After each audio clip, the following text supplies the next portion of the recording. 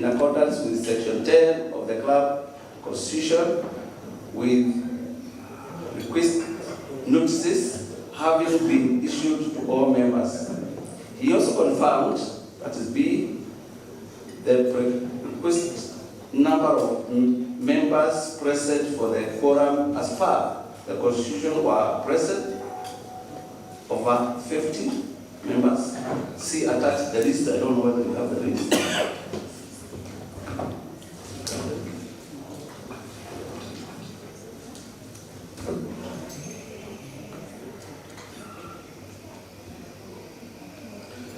We continue.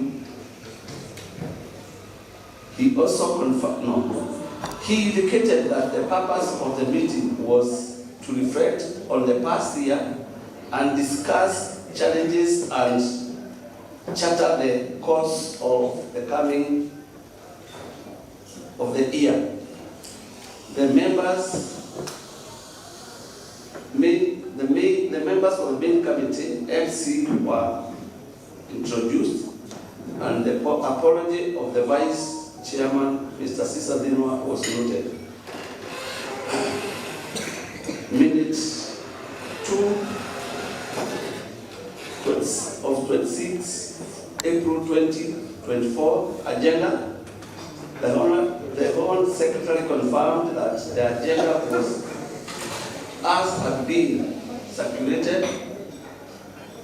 Confirmation of minutes of the previous AGM 2023, matters arising out of such minutes, chairman's report, strategic plan, progress report, discussion and adoption of the audited accounts for the previous year, appointment of auditors and authorization of the main committee to fix their remuneration. Any other business which not less than 7 days previously noticed shall have been given in writing to the Home Secretary with notice, which notice must be exhibited on the club main house, club main notice board, and then adjournment.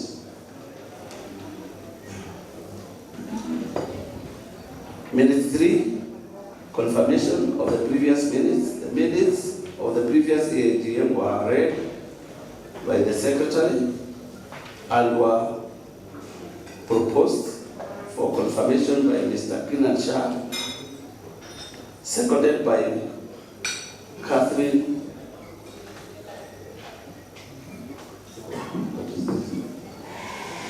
Prosperity. Minute 4, matters arising. Mr. Eddie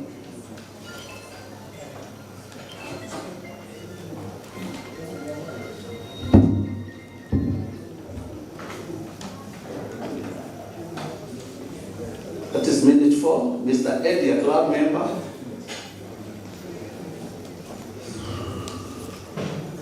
requested that members go through the minutes for any matters arising.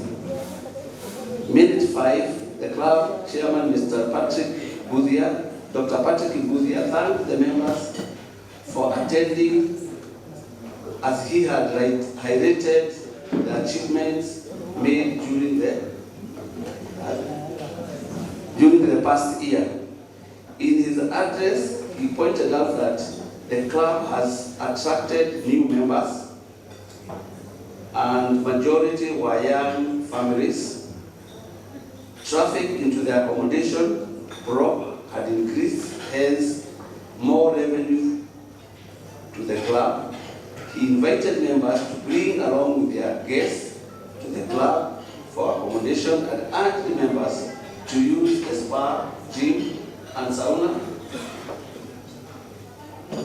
He announced that there was a new general manager.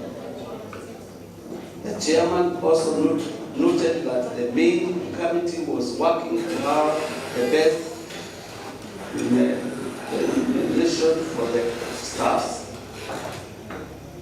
The chairman acknowledged in appreciation the increased golf-related activities courtesy of the golf captain, Mr. Jacob Nyaga, and applauded the numerous compliments from the members.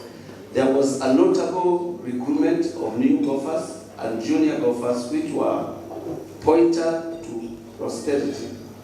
There was in place a well-stocked pro shop from where the members of golf purchase equipment and materials they needed. The irrigation project was on course and the water pumps at the river was tested. A tank built up to 0.5 million liters of water had been erected. The project was set to continue for the next few months and was to cost that whole million. He mentioned that the construction of the water features in the course, like the dams, would take time due to a pending RAD case. There was a proposal to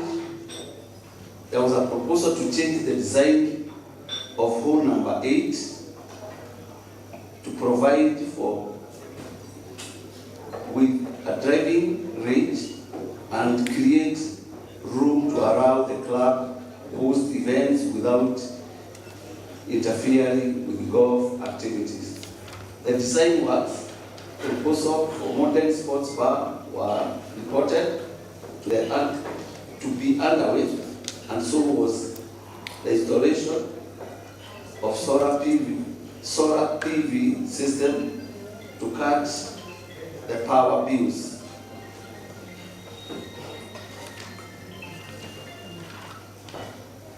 He thanked the trustees for their support and pointed that there was an ongoing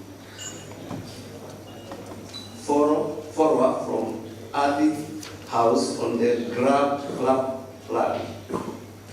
The chairman, in conclusion, applauded all serving committees for their dedication and contribution toward all achievements of the club.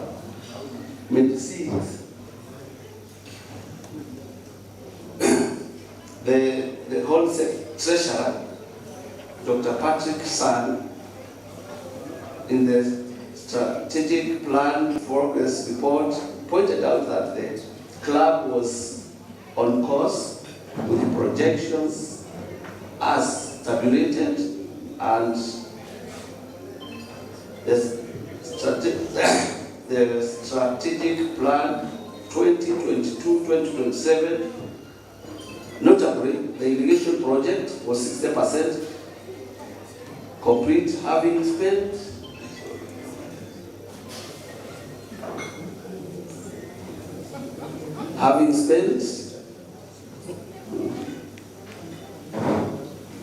$20 million of their projected 34 million.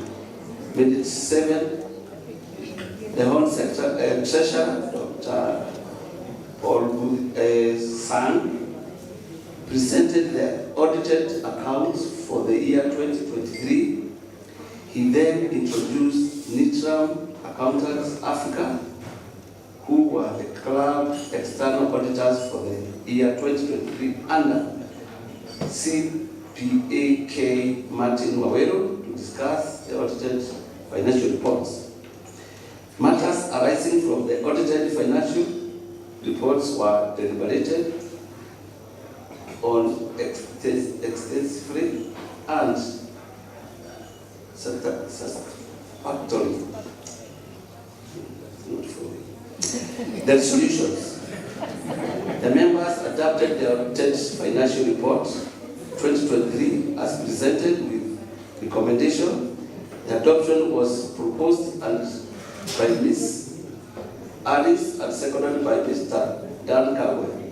Minute 8, appointment of auditors and authorization intention of the main committee to fix their remuneration needs some accountants Africa were relieved from their role as the club auditor, as was unanimously agreed on by the members. The proposal was by Mr. Anthony Nana and seconded by Robert Juguna Kiongo. The main committee was subsequently granted authority to appoint new external auditors and to fix their remuneration. Number nine, any other business, the secretary confirmed that there was two main motions by Mrs. Wangoi Kimati, motion by Dr. Kariuki. Yes.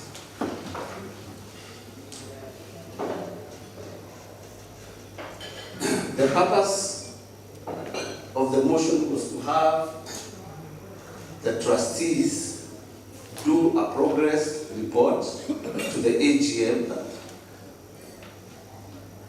and consideration for the establishment of the position of a patron by Ngoi Kimani. It was ruled, it was noted that there was no trustee present at the AGM, and the club required trustees who portrayed commitment to the affairs of the club. After deliberation, the main committee was mandated to fill the remaining two slots for the trustee to a total of 5 as entrenched in the Constitution. In matters club patron, it was observed that the position fell vacant following the passing on Mwai Kibaki.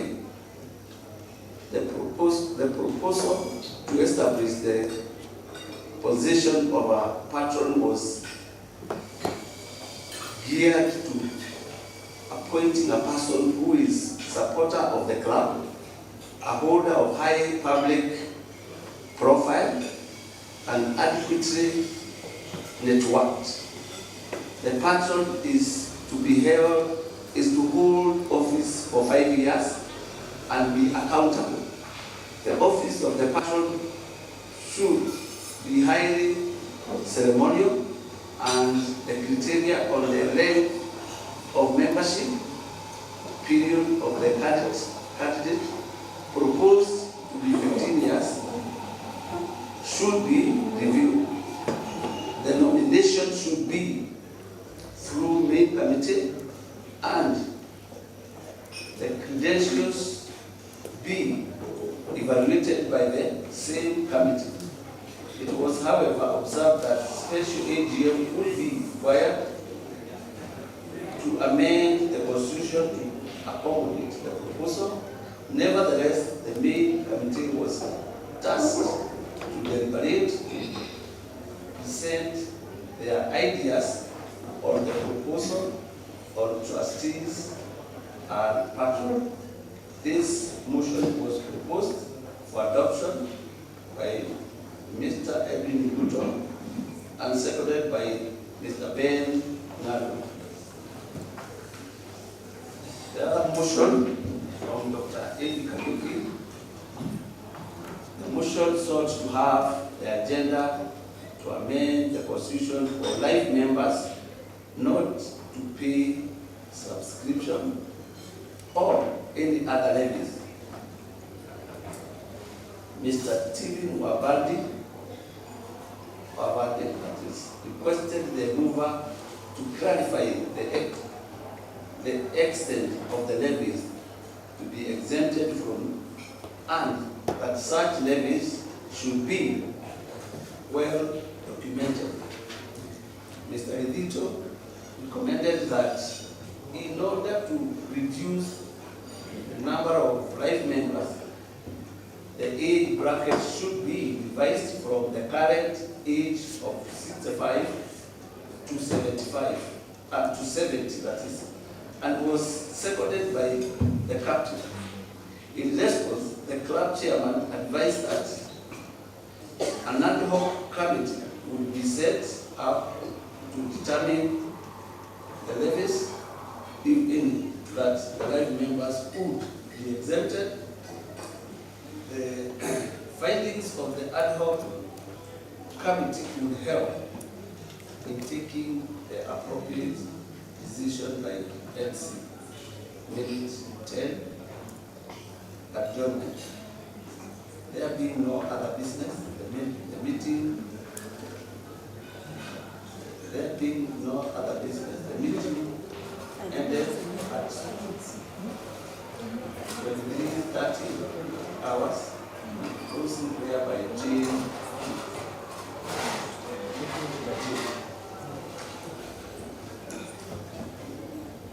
So I hope you follow the. So we want to use the mic. Yes. Use the mic. What? Use the mic. Oh, you have the mic. I'm saying I hope you have followed because it is displayed there. Have you? Yes. So can we proceed? Yes. All right. So I think now we go to the matters arising. You have all gone through, so now we can give the list. No? Or proposal. So can we get a proposal and seconder?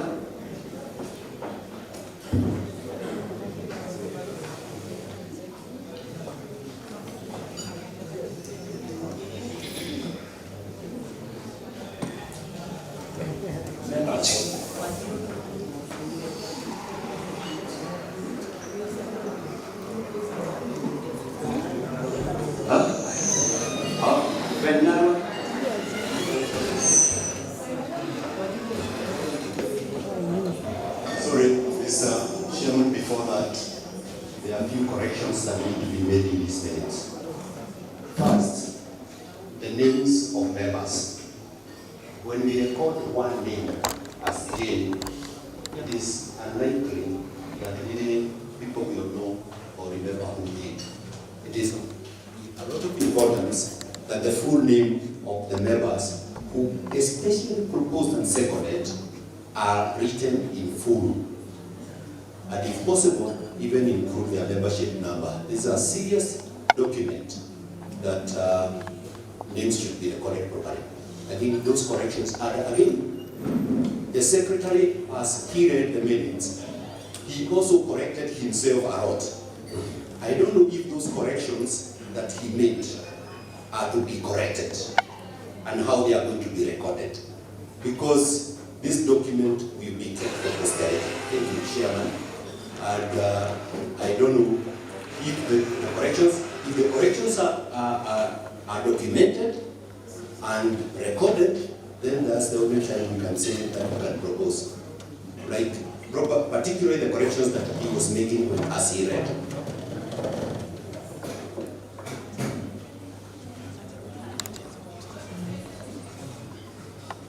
Yes. Yes.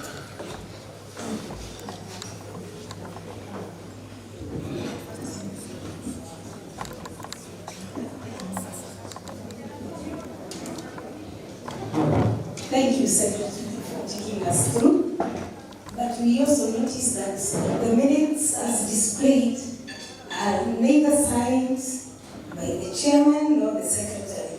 So there's no ownership of the minutes. Thank you.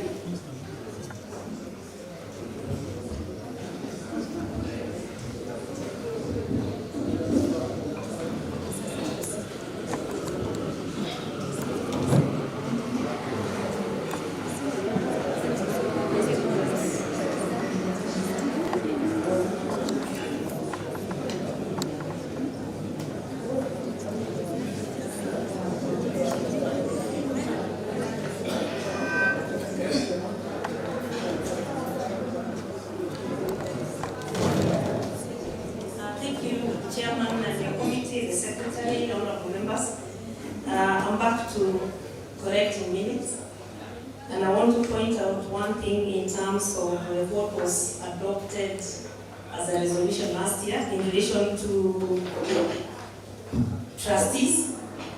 We said that one of the things that had been paid was that trustees be tabling a report during these kinds of meetings.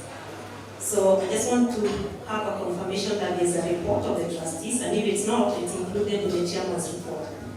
Just so that then we know that that is there.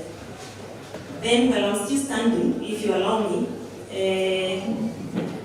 I also think the resolution that was passed, if it could be clarified by the secretary, was that, and I think I'm repeating myself in this case, was that that report would be either included in the agenda or is that the resolution? So maybe one of the resolutions needs to be clarified. Thank you.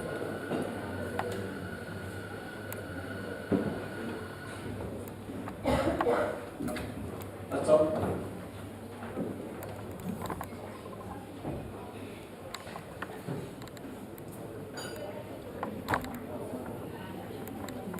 Okay. We'll start with the Justice Center. This one will be signed when it is adopted. So that's when the chairman and the secretary will sign this. That's clear? When we adopt it. As for I didn't get your question, Madam Mwamboi. Please, can you repeat? 2 points.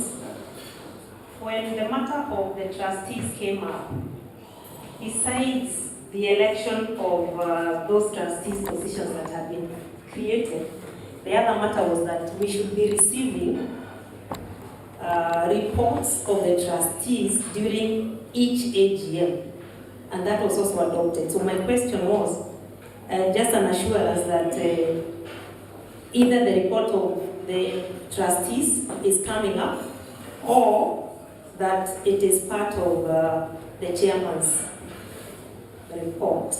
I just wanted to understand, because that was adopted, where is it? Where is that resolution reflected in the minutes?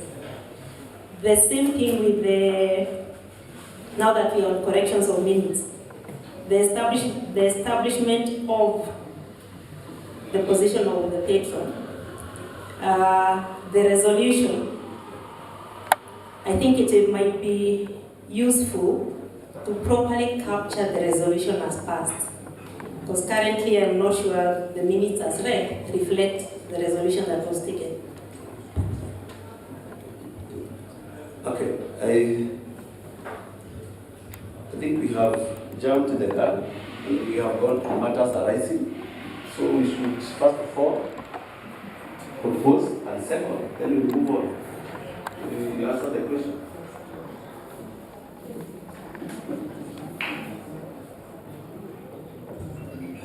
That's true, Secretary. I thought you were correcting the minutes. No. We first adopt and then you correct. Okay. Propose. That's okay. That's okay. Yes. Then we can move to matters arising.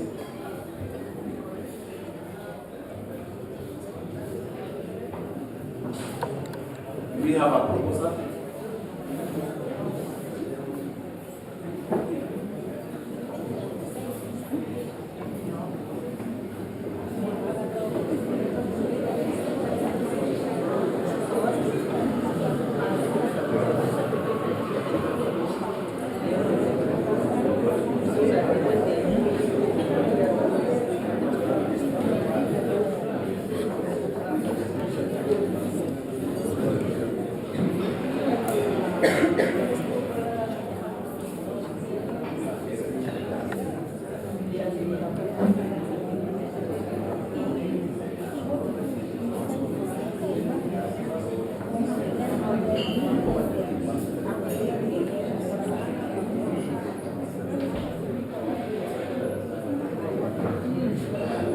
Okay, you are talking of the correction first.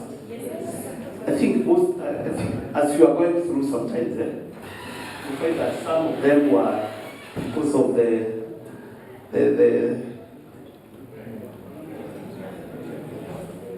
typing error. That's the problem. That was the problem. So once we are, they will be corrected. Once we are.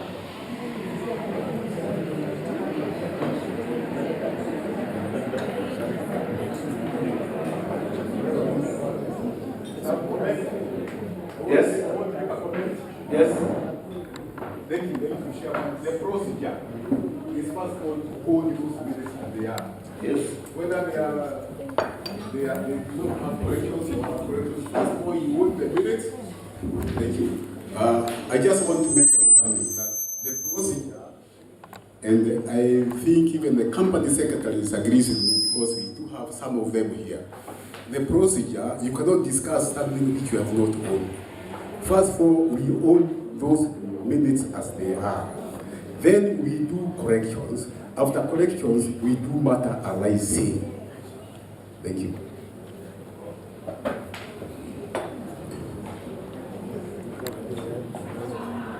Chairman, if you allow me, I am one such company secretary.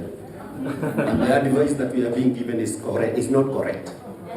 We first correct because we cannot adopt things that are not correct. So we first correct. After corrections, we adopt. Yeah. Okay. Okay. So that we can proceed, and can you give where can you give us the where we are correct? So Thank you. We can do that. Thank and you. proceed. Yes. Thank you, Secretary. Yes. Sorry, I'm here. At the back. Thank you very much. I first want to agree with former Chair Nguyo. We cannot adopt minutes that have errors. We need to make corrections first before we can adopt. Then we can move to matters arising. But more importantly, I wanted to suggest that the Chair takes over so that then you can provide proper guidance. Because the work of the Secretary will be to take us through the minutes, but the guidance on how we proceed from here should be from the Chair.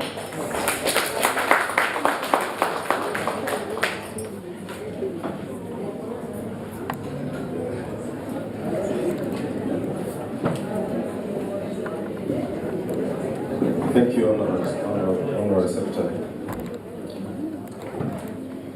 So I think the corrections that you mentioned when the Honorable Secretary was reading, some may actually be about reading perhaps a word incorrectly. And so for me that is not a correction, because you could read for yourselves also. What I would like to say is that if you have got a substantial correction you want to be put on this minutes, we can raise our hands, we listen, and agree that that is what we agreed last time.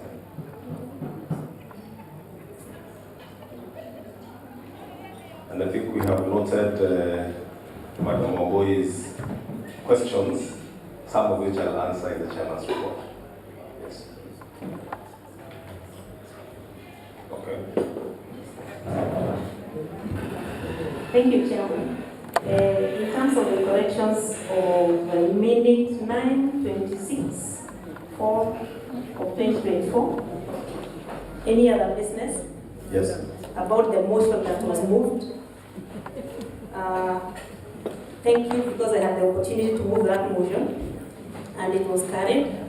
Now, the resolution that had been moved had asked that the report of the trustees is tabled at this meeting, which was now the previous meeting, or that for greater accountability, trustees' report be henceforth tabled as communication to members during the club's AGM as part of the chairman's report, or the chairman of the trustees is invited to speak to it.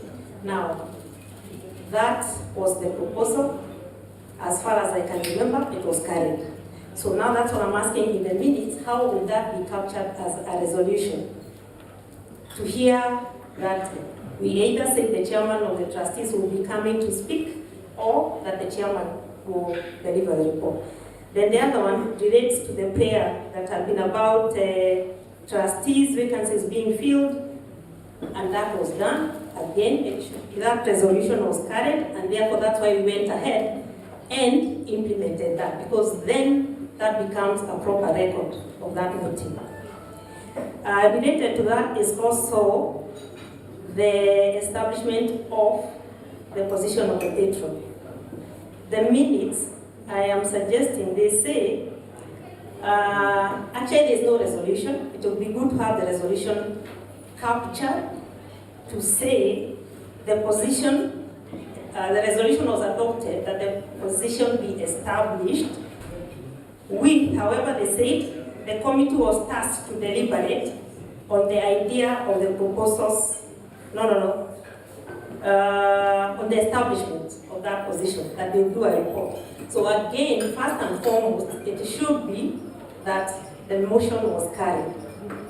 What I see here, it talks about the constitution and the prayer of the establishment of the position was not to request an amendment of the constitution. It had asked that this action be carried administratively. So we didn't ask for the amendment of the constitution. So contrary to that discussion there. But the most important thing is that the resolution be reflected as was adopted. Thank you.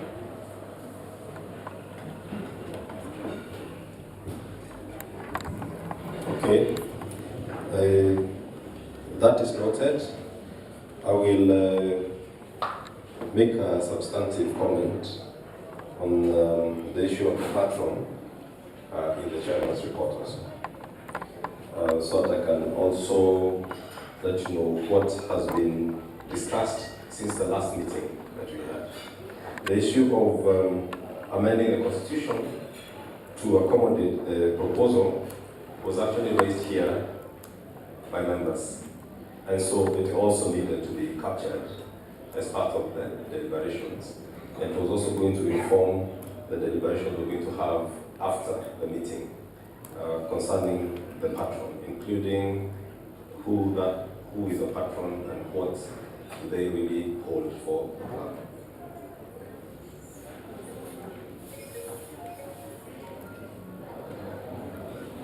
Okay, so I'm not sure that I'm able to construct sentences to capture exactly what you have said. If we note it here, we'll make the effort to show you, not at this moment, how this minute will actually read to capture exactly what was moved during that AGM.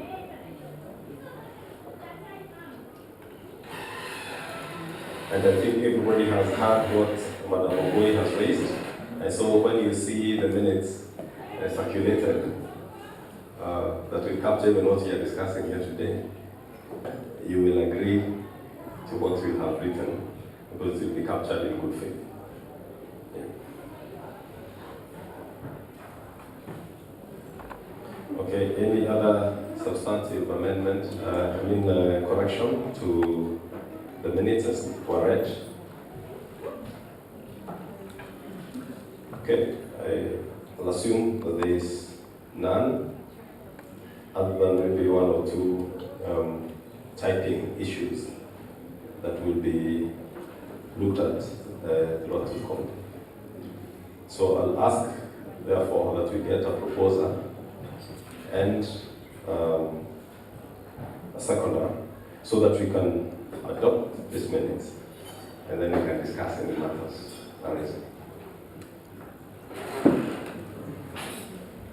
Anybody who was in that meeting would like to propose?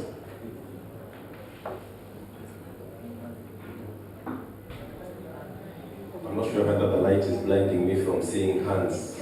Or is it that all the hands are down? Any proposal?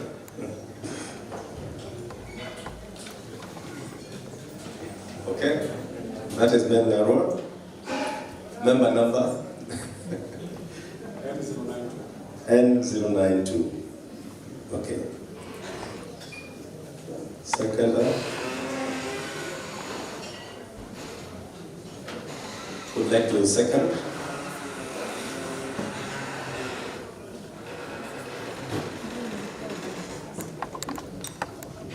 Is that a hand I see, or someone is scratching their head?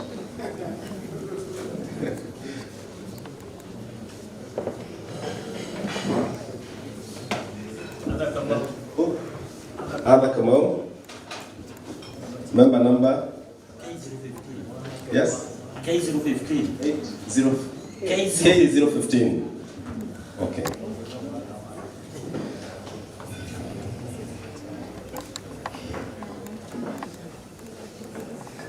Okay, let's invite anybody with matters arising from these minutes so that we can proceed.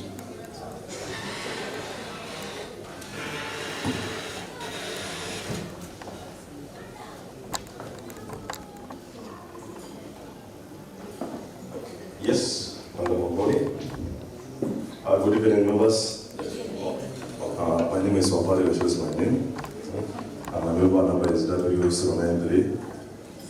I've listened to the minutes for the previous proceedings, and maybe I understand the chairman is going to make a report. So maybe the question in my mind might also be in the minds of many members. There's one issue about the RAD of the club, and which is said to have been glubbed.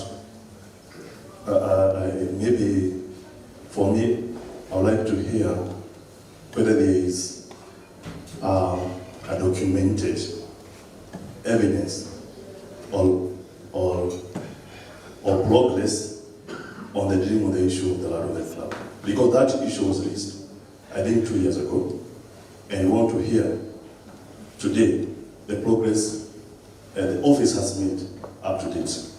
That's, I think, is a matter raising, and which every member should only be good to know before we conclude the today annual meeting.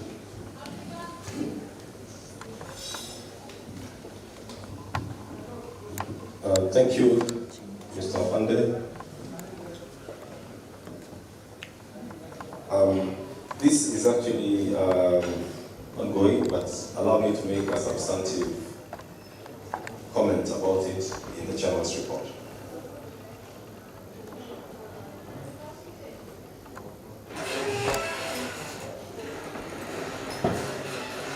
Okay.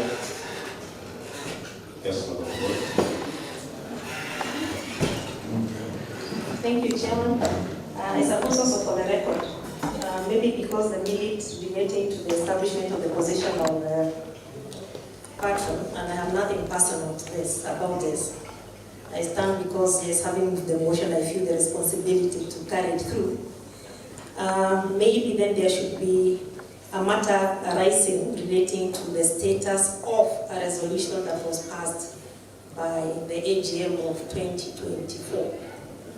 So that then, when it's coming with the chairman's report, that first and foremost we locate the matter arising where it should be. Thank you.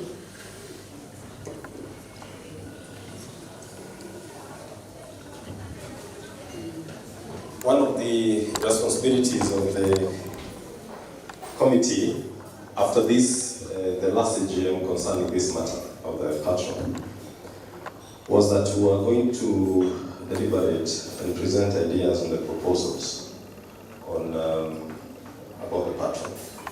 And part of the issues that were raised was criteria for choosing.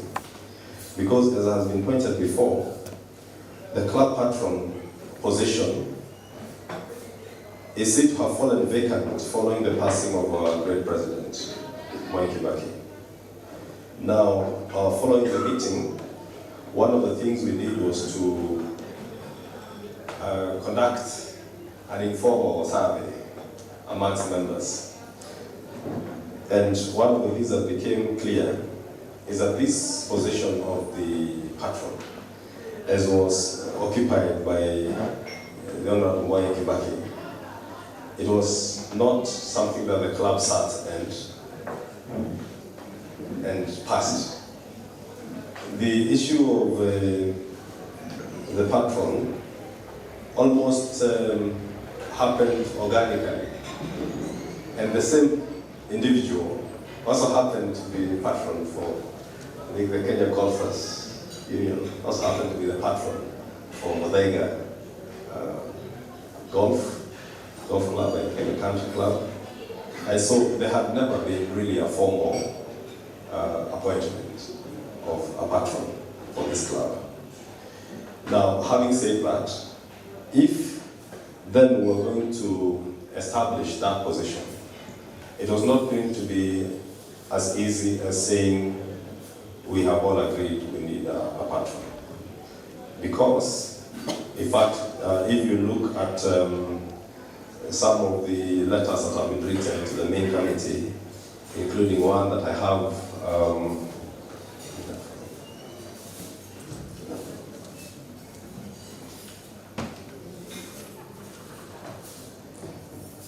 that has been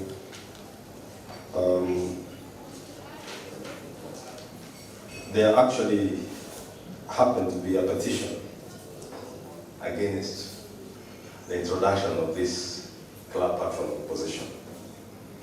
And the mover of this petition, member number K135, this is Rose Wambui Komo. It says with humility and respect for the love of Nyeri Club that on behalf of concerned club members, the petition against a resolution reached out in a general meeting held on 26th at Nyeri Club, 26th of April 2024 at Nyeri Club, that resolved to have a club position, a club patron position. And they reject the resolution on the following grounds.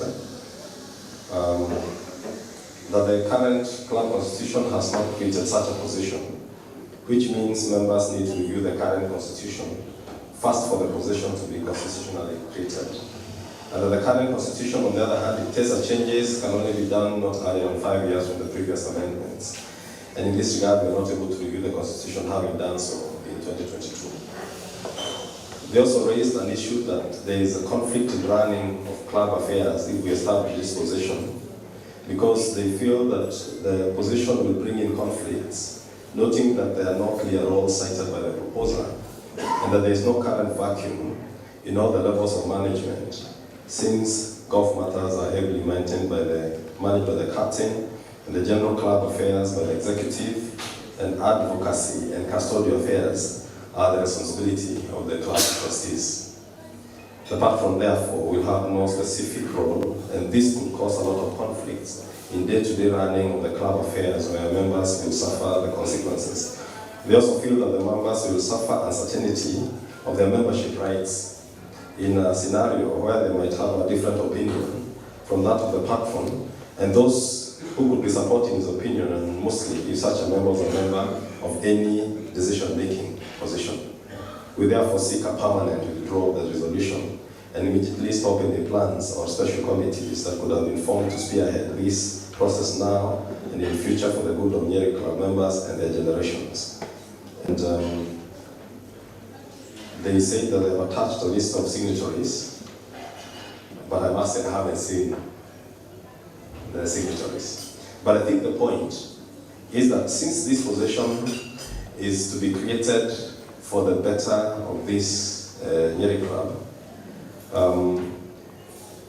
and there are conflicting opinions, we felt that the main committee will be a bit at sea to simply sit and say they have created the position. And so in my own humble request, and with great respect to the member who moved the motion for the creation of the club patron, I would still ask that this matter be discussed amongst the members. I must tell you that given that this was the year we're going to change the committee, I didn't feel I wanted to have this going on with all the excitement that had come with our current AGM and the current elections. And so since we have another 2 years for the main committee, which you have elected today, I would say that the incoming committee can probably sit with these two good ladies who are both called Oboy to discuss really these matters, because as she has said, she has got the good of the club in her heart. It's nothing personal. The person who wrote this petition, I imagine, also has the good of this club. And so since the club continues to run, and since we don't have a vacuum, and noting that the position of a patron, not just for the club but for many other institutions, does add value, I'm not here to dismiss what you asked for. But I'm here to say that I think we have got a period now coming for the next year or so where we can literally sit on this. And I'll propose to the incoming committee, so that this matter doesn't seem like it is being stonewalled, the members of that committee to include Madam Omui and Madam Omui, and whoever else will be co-opted, and perhaps trash it and report back to the members. I apologize that I probably didn't have the wherewithal to run with this, given the circumstances. Yes.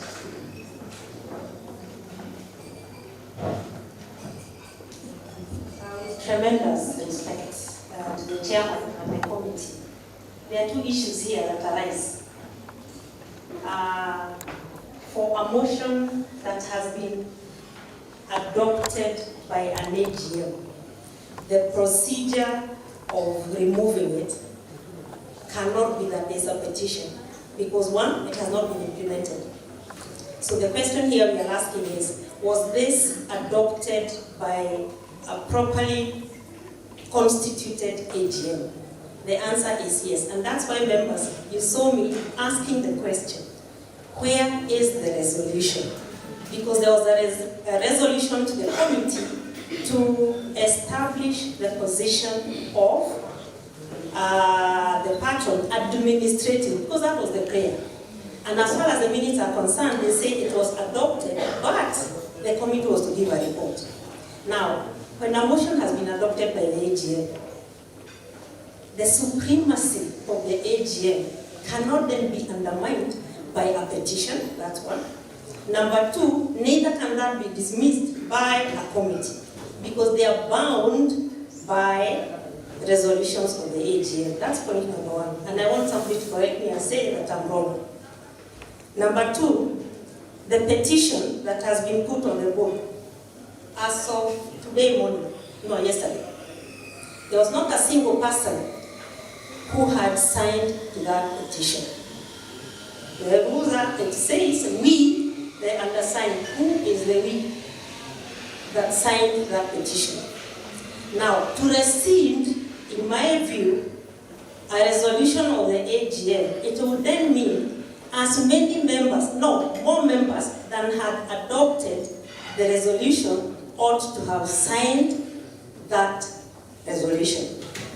And the other question I ask members, in the event that that becomes the case, would we be saying that an AGM sits, passes a resolution, the committee does not implement it, then a member comes, with due respect to my friend Komo, or anybody else who could have raised it, a member comes and also petitions against something the committee has not implemented. Are you seeing what will happen? The power of the AGM will be so undermined, we won't even know what we are doing. And members, I want you to hear me and think about what I'm saying and tell me whether what we are saying now is procedural as far as an AGM is concerned. Thank you.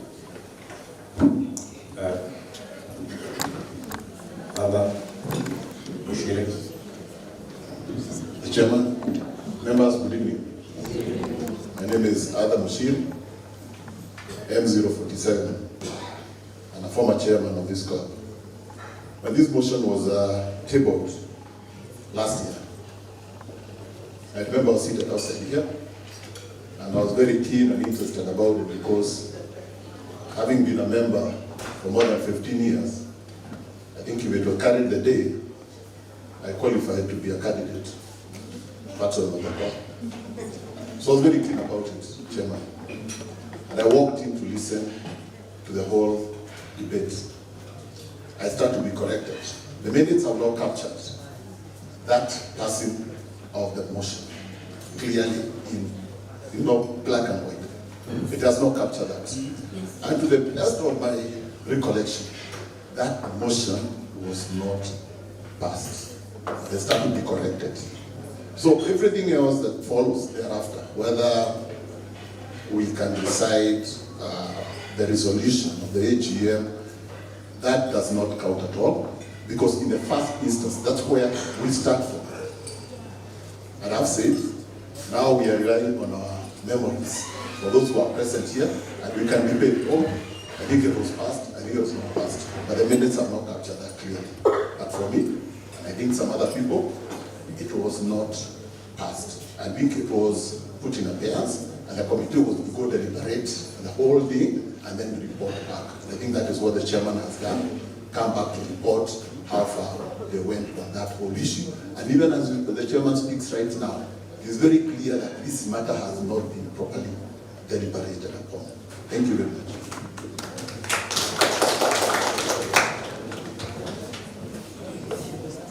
I think in terms of implementing resolutions of the supreme organ of this club or any other, including of this country, and including international bodies like UN resolutions and so on, not being able to say that we have completed what was resolved in the next meeting does not in any way say that it has been thrown out.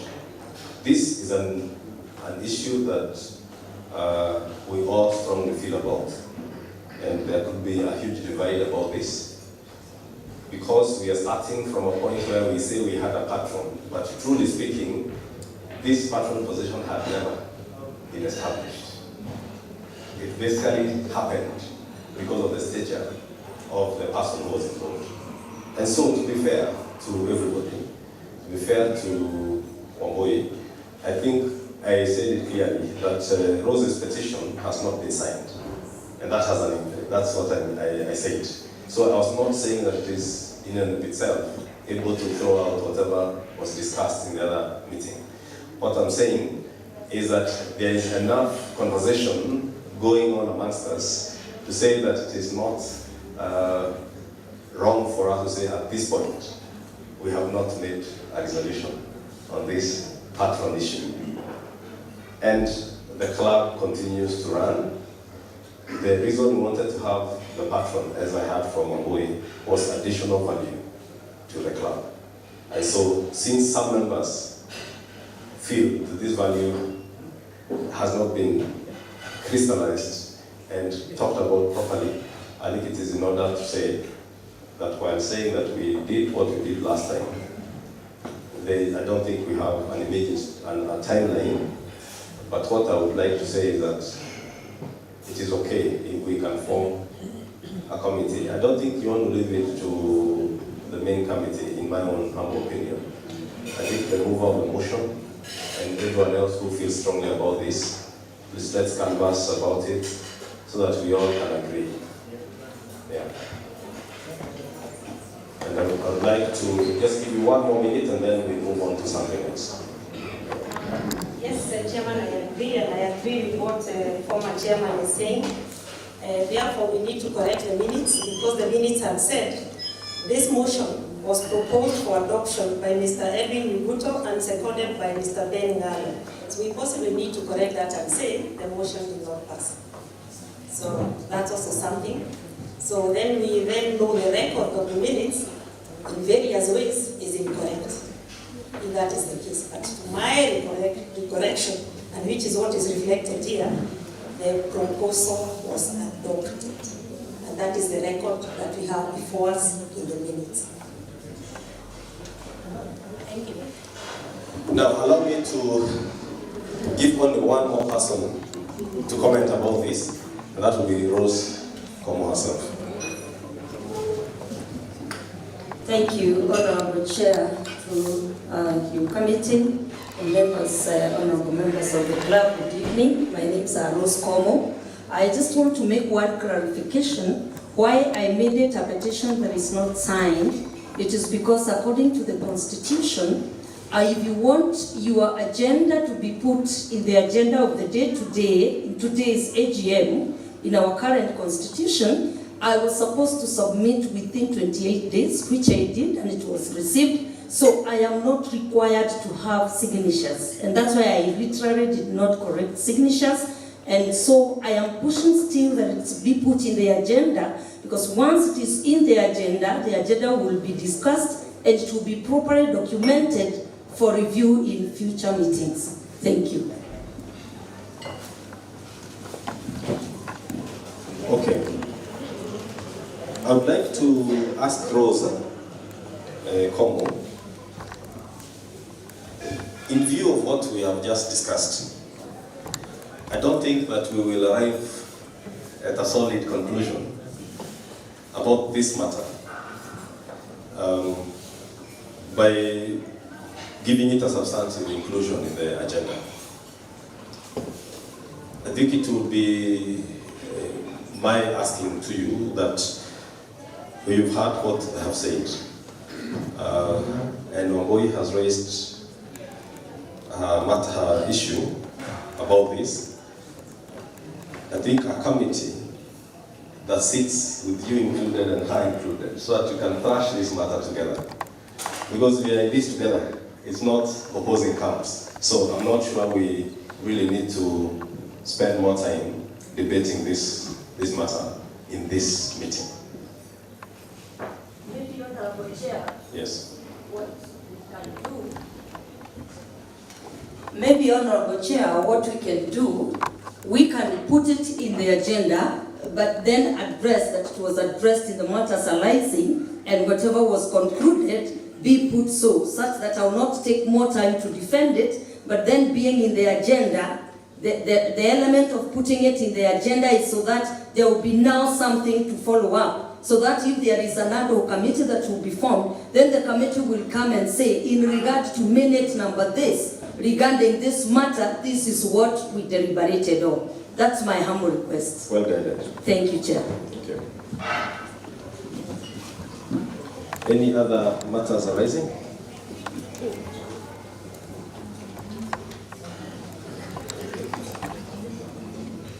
Okay, can I then move on to the next thing?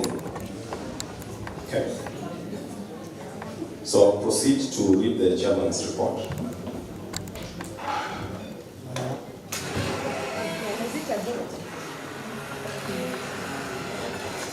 Has it been adopted? Proposed and seconded, but because with the adoption also require a proposal.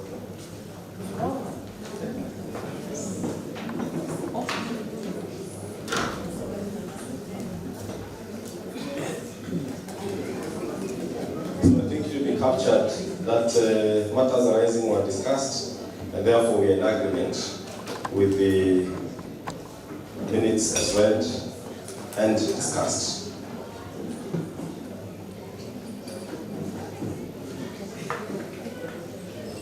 I want to quickly go through the chairman's report because the night has many things to do.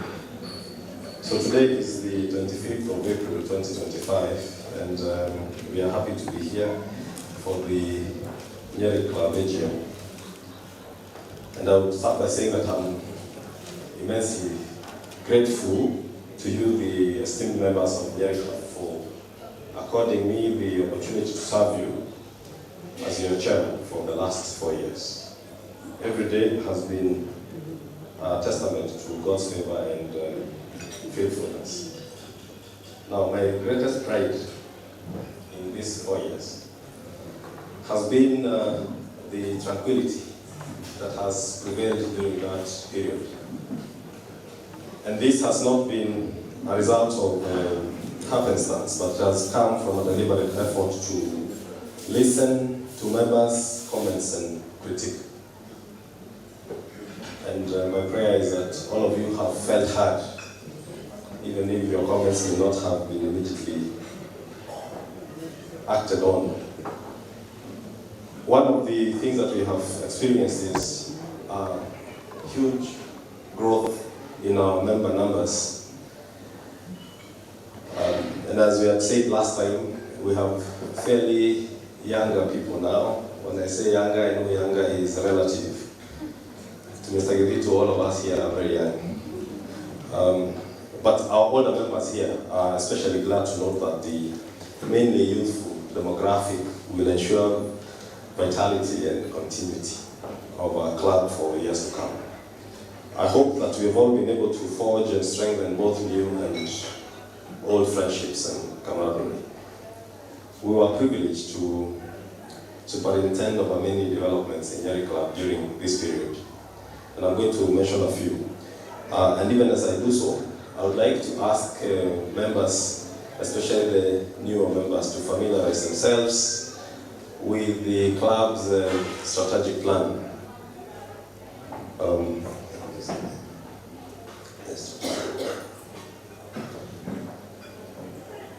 So it's contained in a small booklet, and I think if you'd like a soft copy, it will also be sent to you.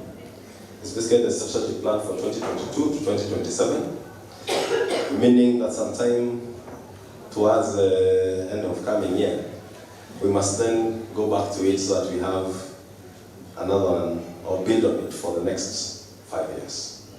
And so we have endeavored to do whatever we did in line with the strategic plan.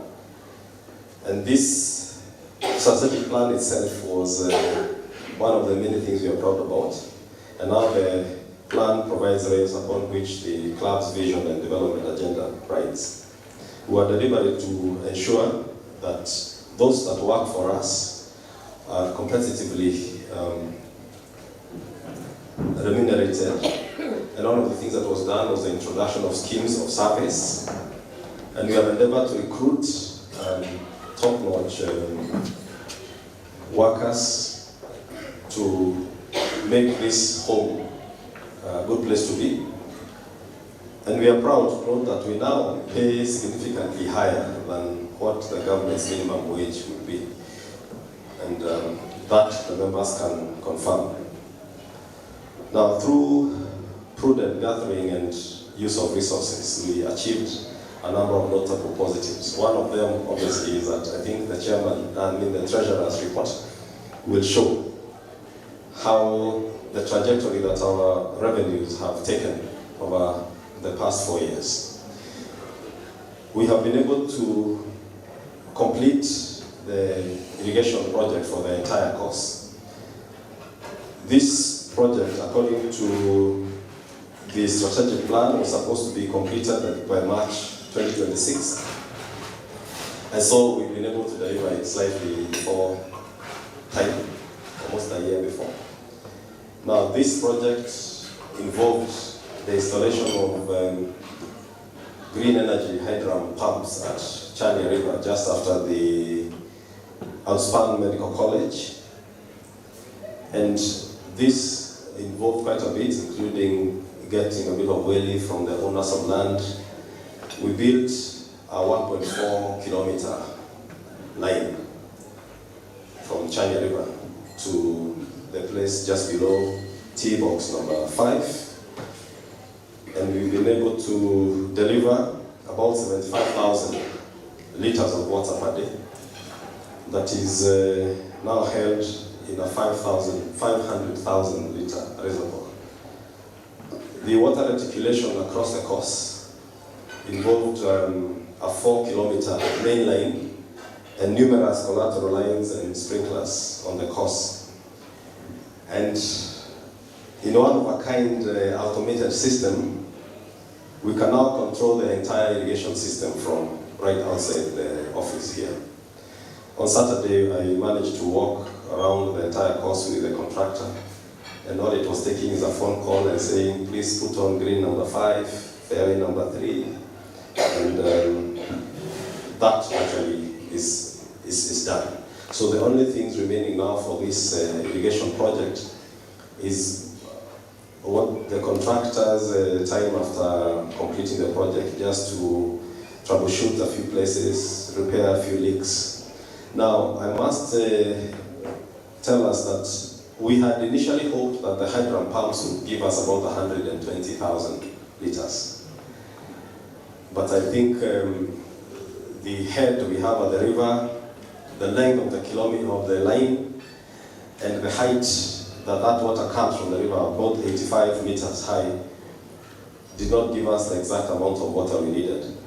And so I'm going to be requesting and asking the incoming committee to consider doing an extra water source, which would take the form of a borehole just next to the 500,000 liter tank. So it would just mean sinking a borehole, putting the pumps for the borehole, hopefully run them on solar, because after that, all you need to do is pour water into the tank, and then the rest will be done by the already done reticulation system.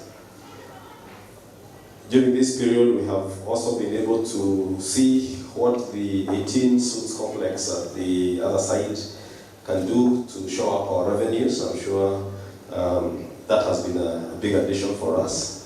And even more importantly, I now note that we have got people who are gym enthusiasts who have found that place to be an excellent recreation and rejuvenation space for our members. We've recently added solar water heating at the clubhouse changing rooms. I know some of us may have showered with a bit of lukewarm water in the last 2 days. That's just a technical issue, it's been sorted, so do not worry. We managed to continue refurbishing our food and beverage section.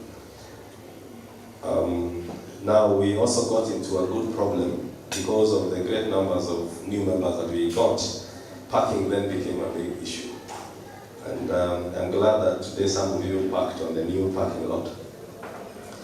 That will take about 4 rows of cars. I think the estimate is that we'll have about 78 to 80 cars that can be parked on that new lot. On top of that, you've seen some works on the other gate. The idea there is to install automated barrier gates. This will bite a bit for some of us who maybe have used the club's facilities without being in very good standing. So in the not so distant future, please appreciate if your car is stopped at the gate or your guest is stopped at the gate by an automated system that you can't have a big discussion with. I wish to congratulate the various committees I've worked with. I wouldn't want to take a lot of time to name the individuals, but you know, the main committee that is seated here with me, the golf committee that is presented here by Captain Wakifia, and the many, many other committees, including now I'm told there is a pool committee that is also making life quite interesting on the other side. So this time that we've had in this last 4 years have really have been glad to just see what people can do when they work together with a bit of noise but not so much. And my prayer is that even the incoming committee will find the same thing good for them. For those of us who started golf recently, you're lucky that the Pro Shop has provided a very easy way of buying the kits and starting. And this has really made the game more accessible to us. During our time, we also started a CSR with some neighborhood children. So some of the children you see practicing on the range with the Prokimori and others are not member child children. They actually come from the surrounding villages. And I'm sure one of these days we'll be proud that we gave that facility to people who would not have afforded it. For the incoming committee, you have a strategic plan to work with, so you don't need to rack your minds too much, but I would like to suggest just 3 things that you could do if you find it so within your resources. I've mentioned the bubble, and I want to say that as I organize my chairman's prize, I'll try and raise some money for this bubble. And so if I call upon some friends who are sitting here to help us do that, it will be for the good of the club. The perimeter walling, I think, is in our strategic plan, and we can begin to do small sections as we go along. We have also promised to change ferry number 8 a bit so that we get a good range.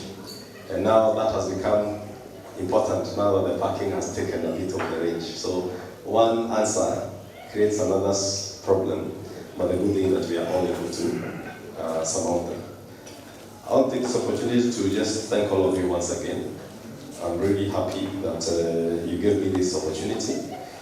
Please now, I would ask that you allow me to enjoy my golf, hopefully go to single handicap. As I also wish the incoming team God's blessings and God's peace and provision. God bless you. God bless Nyeri Club. God bless Nyeri Club. Now, I would want to give a small report about from the trustees. Through their chair, GK Kimera, we had a bit of discussion a few days ago about some heavy matters that concern the club, and I think the most critical one is really the club land. For those of you who may not be aware, there exists title deeds to land that is still within the club. Ferry number 7, ferry number 6, green number 6, green number 7, on certain maps are occupied by a road. And this road is supposed to provide access to plots that are on the, when you're walking down ferry number 7, the forest land that is on your right was actually subdivided into plots some time ago. And the owners are known. I'll not mention them here, but we have the white cards that show who these owners are. What is, and of course some of you know that there's a land case that goes on because one of the owners took the club to court, claiming that they have been denied access to their land. On the map, the land actually falls beyond green number 7, and so technically that is actually riparian land. That is where they claim that they own the land. And because I don't want to comment about a case that is in court, that case is ongoing. It is live, it's alive. However, beyond that, there is effort to try and trace how these pieces of land ended up in people's hands. And so, for those of you who've got friends who may lay claim to that land, just know that there's a lot of work going on to go back in history. And the ultimate goal would be to actually cancel those titles. And that I say without fear of contradiction.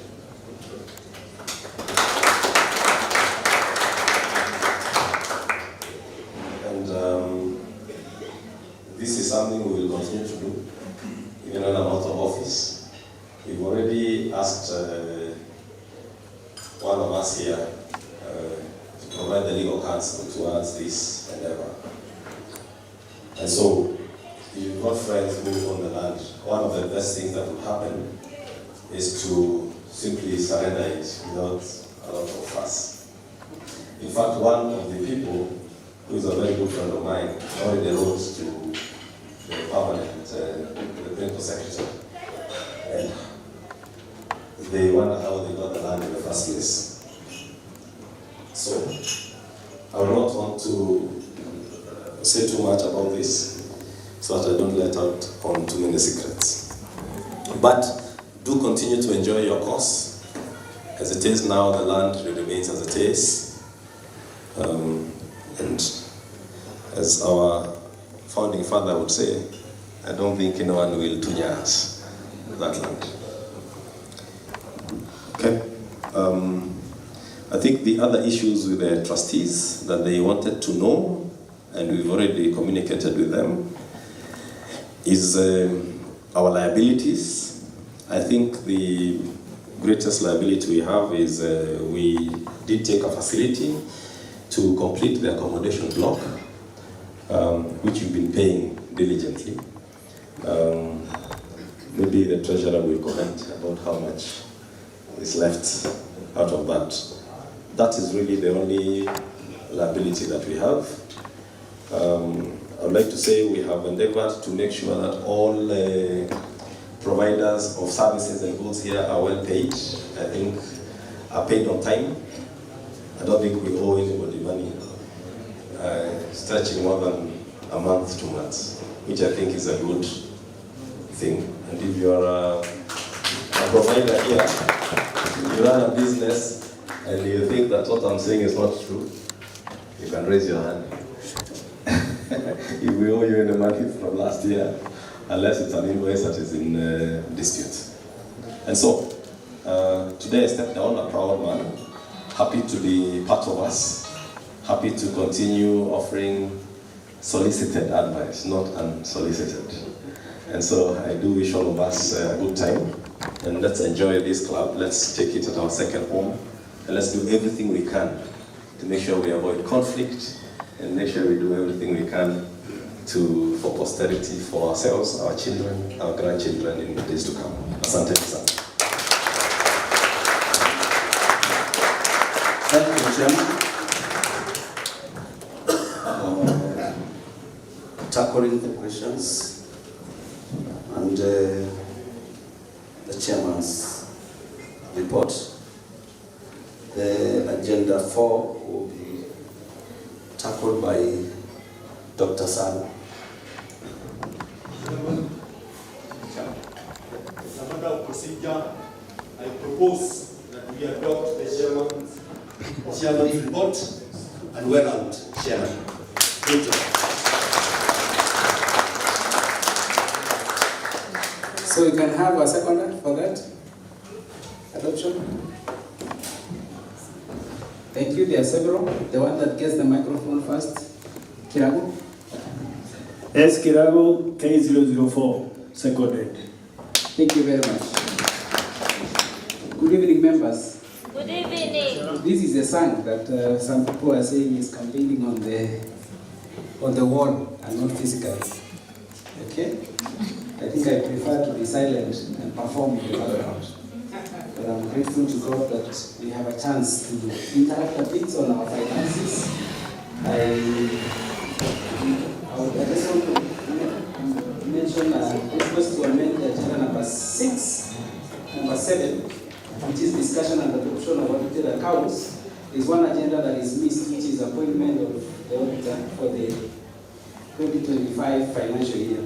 So, Secretary, I request that we allow that.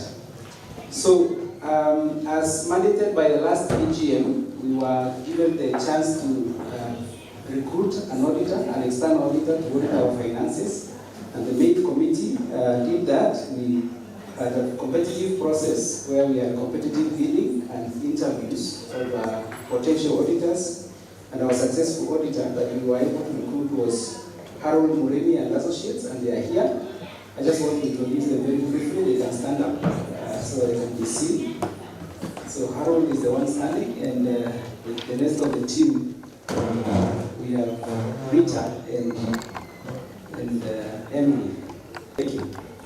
I want to also mention that through the year we hired a CPA, and that is Mercy Wangui, who is our accountant. Thank you. If you have any financial matters, issues, that's the lady to see at our accounts office. And I'm proud to say that our finances are have been kept better. Our records are better than they have been before because of having a qualified personnel. Since that was one of the things that we had promised we were to achieve through the strategic plan. So we do have financial statements that were shared with us, that are signed, that were on the notice board, that have been audited by Harold and company. And I would like to invite them to present the various statements, and then we will take questions from there. Okay.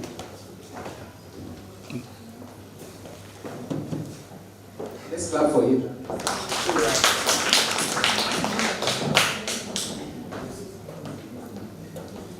Honorable members, thank you very much for the opportunity to present to you the financial statements for the year ended 31st December 2024.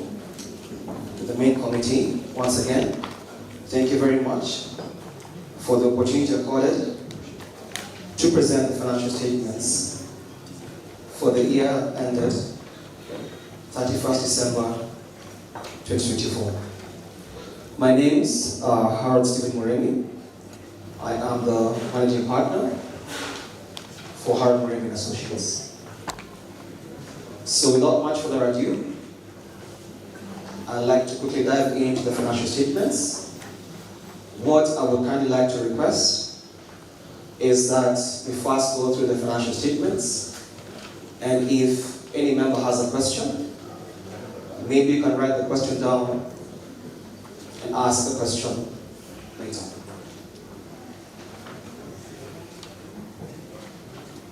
So we'll quickly go to the main areas without having to go through the entire report, touching base on key salient issues.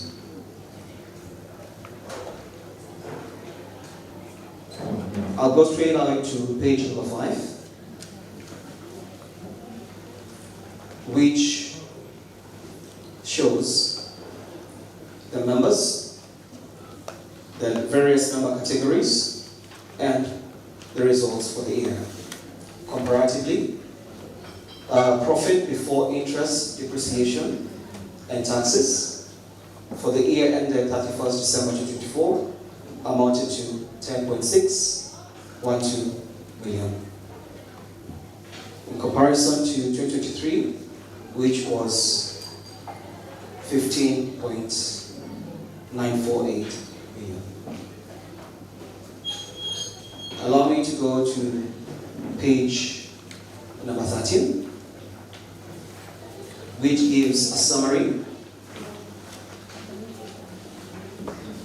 of the statement of comprehensive income for the year ended 31st December 2024.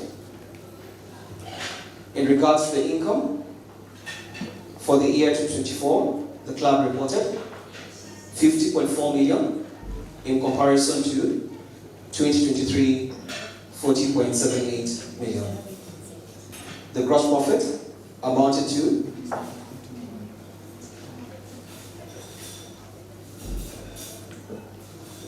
not on the same page.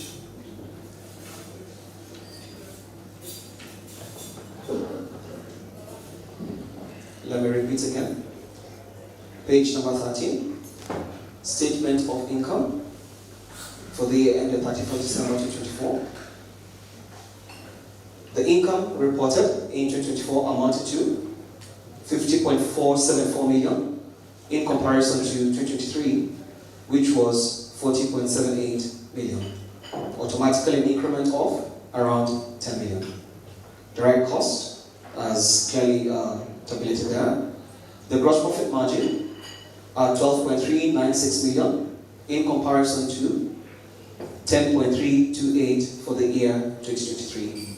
Automatically showing an increment in the gross profit. Staff cost rose from 12.28 to 16.11. The operating profit stroke loss in regards to the operating expenses and staff costs again rose from 26.8 to 29.56 million. Finance cost primarily from the loan that was acquired to set up the accommodation block at 5.28 million. Other income, which comprises of new member entry fees at 18.610, member subscriptions, 11.37, rental income from the boosters at 2.582 million. The profit before tax at 1.473, and tax charge from the rental income 774,000. The net surplus for the year at 699,165.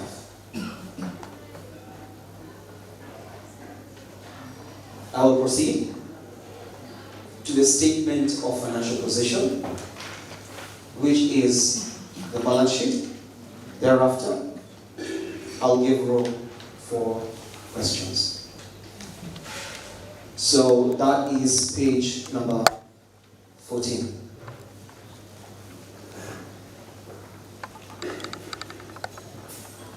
Property, plant and equipment, the net book value for the year ended 31st December 2024 at 174 million. The intangible assets, the software being used, the net book value at 492,000. Current assets, inventory, trade and other receivables, cash and cash equivalents amounted to 11.155 million. The funds employed, fund capital contribution, 44.525 million. Cumulative retained earnings at 128 million. Long-term loans at which clearly shows that the loan has gradually been paid as well stated by the chairman.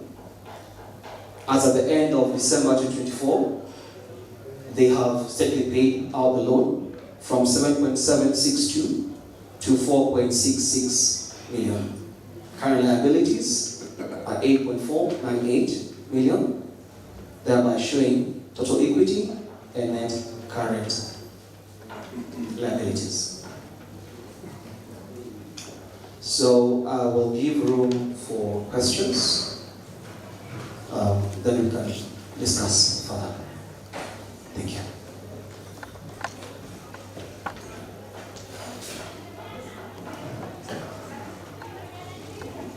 All right, thank you. We can now take questions from members.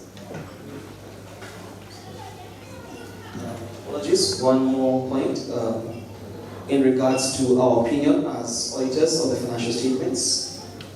We do hereby concur that there were proper controls that were set in place during the year ended, and in our opinion as the independent auditors, we do hereby give a clean bill of health, what is also called unqualified opinion, for the year ended 31st December. Thank you. Thank you. Questions?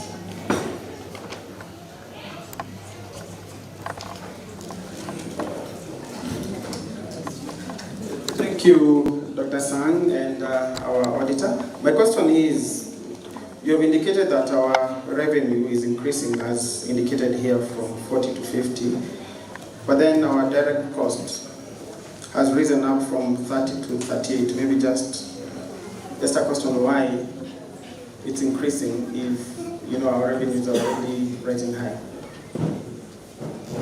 Okay, another question?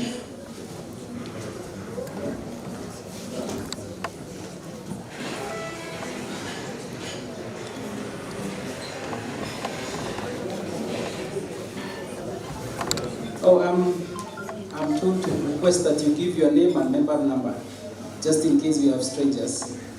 Kenneth Wanjohi, member number W100. Okay.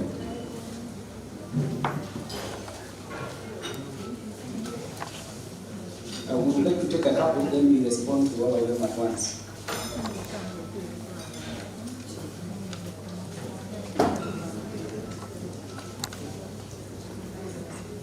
Okay, if there isn't, then we will respond to that. Kennedy Njohi. An increment of revenue automatically relates to an increment of direct cost. For that revenue to be earned, there are direct costs associated with that income. That's the reason why, as you see an increment from 40 to 50 million, automatically there are associated costs that have informed that income to be earned. Part of the cost, the cumulative amount at 50.4 million, comprises of various lines of income. The cost associated with it, you have the bank kitchen cost, direct labor cost, and other costs that form part of that income being earned. And that is why you see an increment of revenue which has a direct correlation with an increment of cost. Thank you. Thank you. Any other?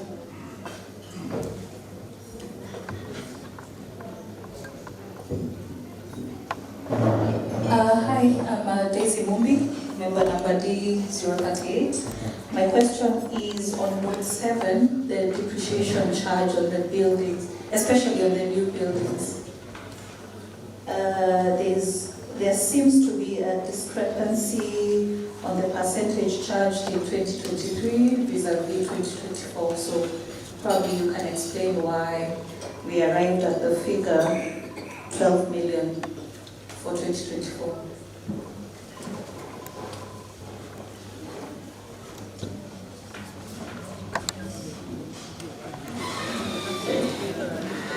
Another question? Yes, sorry.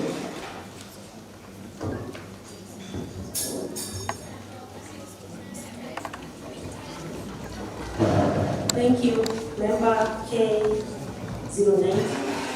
At the risk of appearing politically correct, I would like to make a few comments also.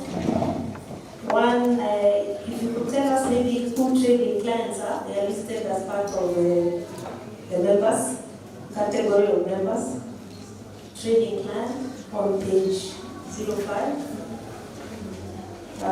Then I want to commend the improved presentation.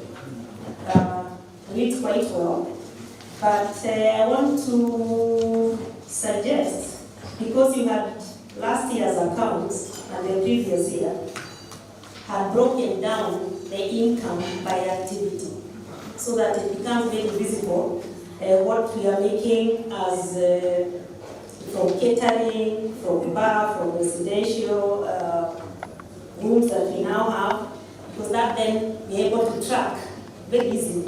And because it had been done previously, I would want to recommend that we go back to that. It helps those of us, those people who may not have a good head for figures, when it is broken down that way. Thank you. Thank you.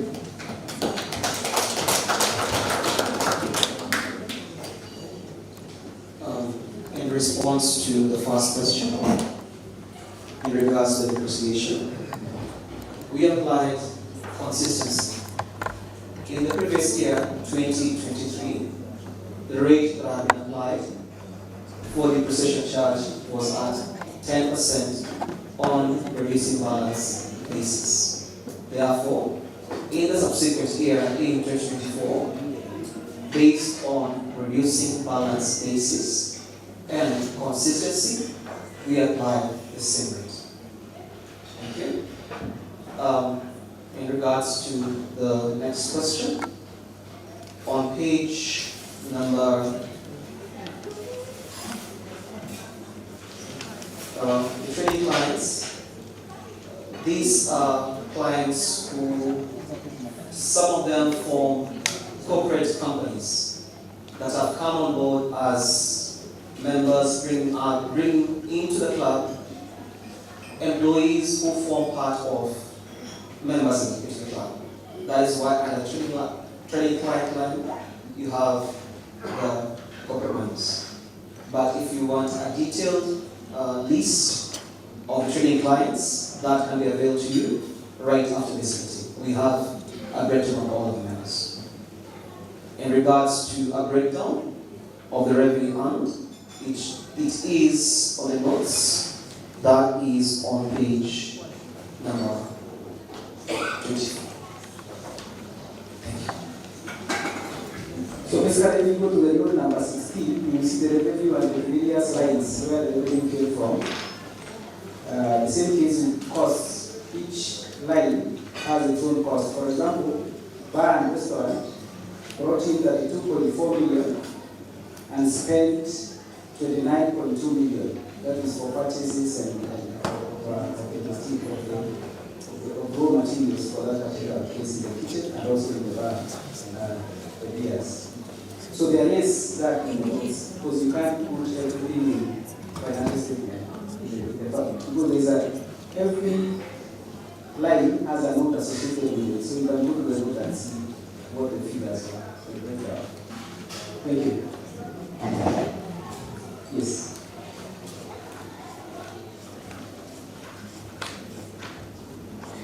I'm Member MG018. My question is on page 13, staff costs. I find the figure is too high by about 4 million from the previous year. So I can see from the notes 18, I see it's the issue of staff costs only. Is it that we have hired so many staff during the course of the year, or it is the increment of the salaries? That's why we need to understand this. It's a whole formula. Mary, thank you very much for your question.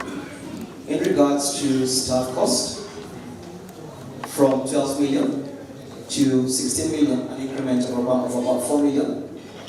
One of the key things that had been highlighted in the strategic plan was harmonization of salaries in compliance with the standards across board. So, in compliance or in following up of what the main committee had intended to do, one of the key things they did is to harmonize the salaries of all the staff members after doing a benchmark with other clubs. That led to an increment of the salaries from 2023 to 2024. Additionally, there was also recruitment of other staff members, a general manager, and an accountant, a CPK, and other staff members, which led to an increment of the staff cost. Thank you.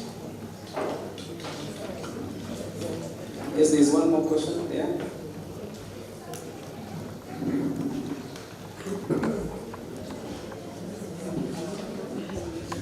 Thank you very much. This goes to the auditors. Very simple question.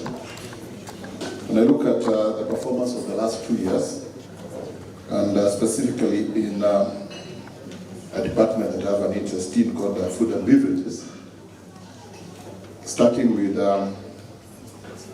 2023, I know maybe you didn't handle those accounts, but I'm looking at the trend. You realize that we had a sale of 22 million. First of all, to the committee, that's a commendable figure. Well done for high sales. But when we look at the corresponding costs of the same department, bar and kitchen, it is 22 million. A sale of 22 million and a cost of the same of 22 million. And we move to now the year in question. And we are talking of fundamental increment.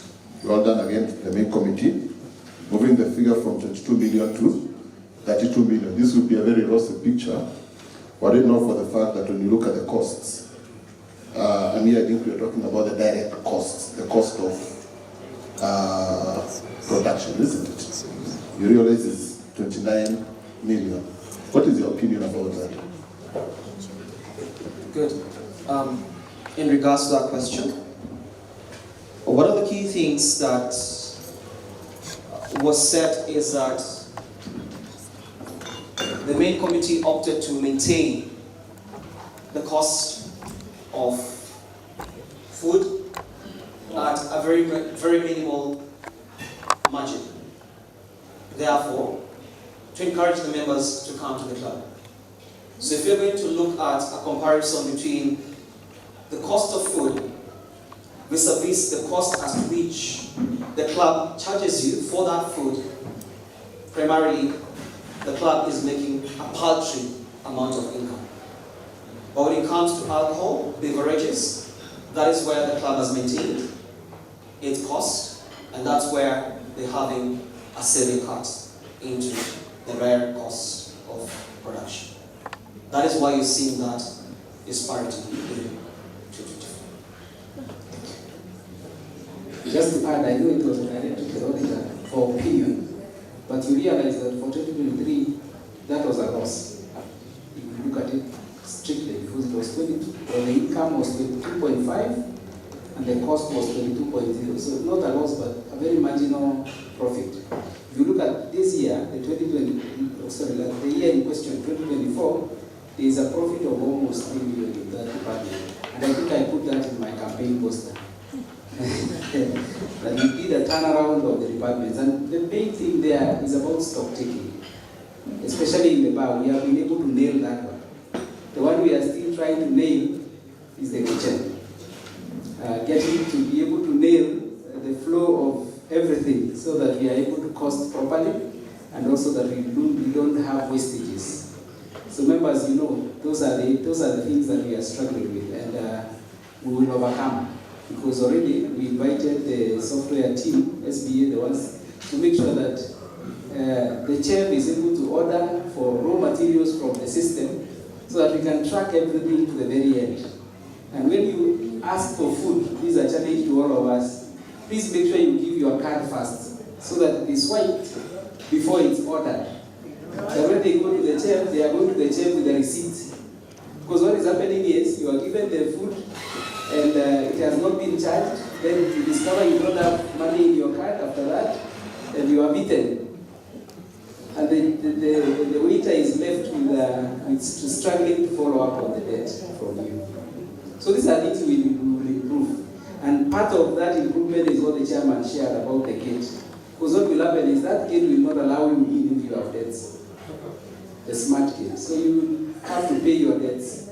You will have to come with money in your card for you to be able to come in. And that will help us. You will see a complete change in the future in terms of the incomes that we are making, because we are losing a lot because of the way we do our things. Thank you.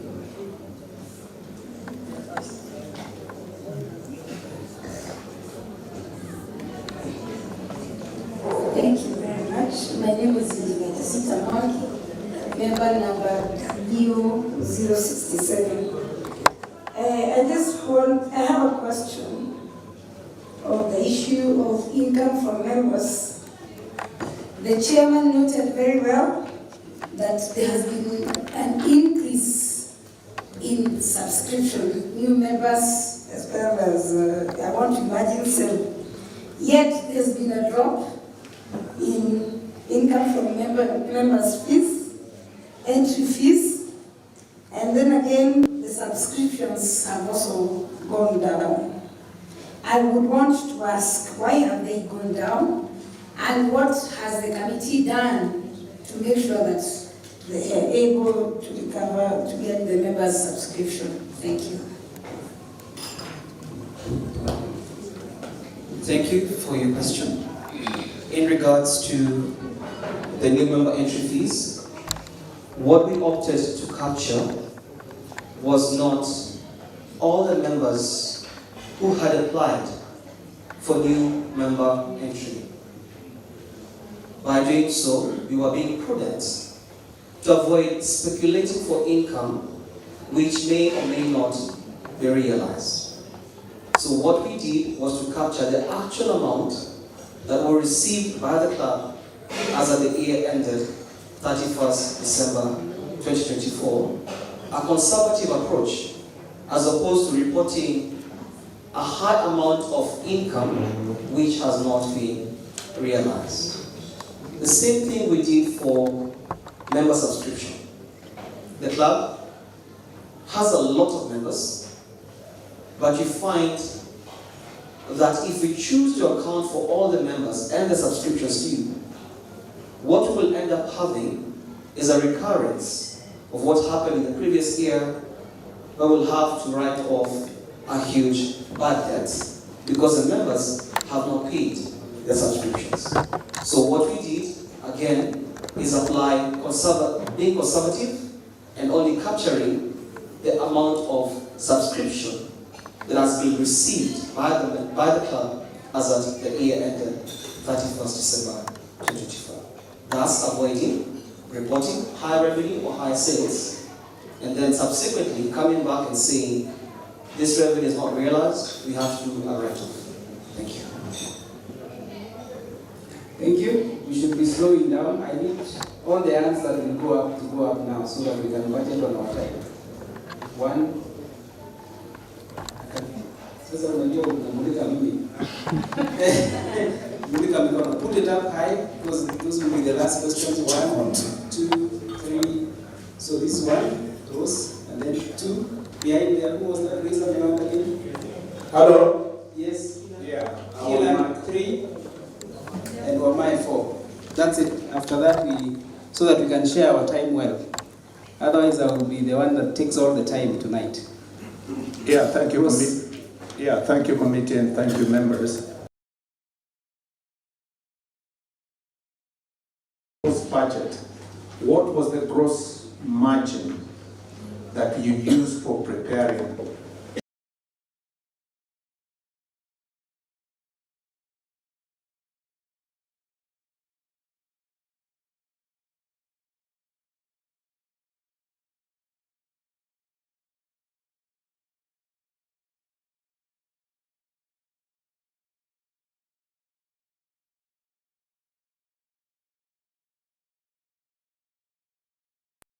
My question was, in addition to what the member had asked in regards to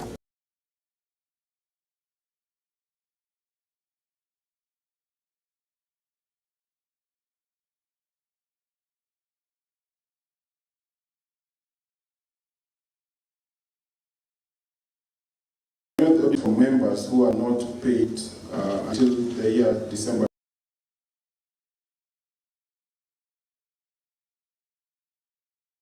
Whereby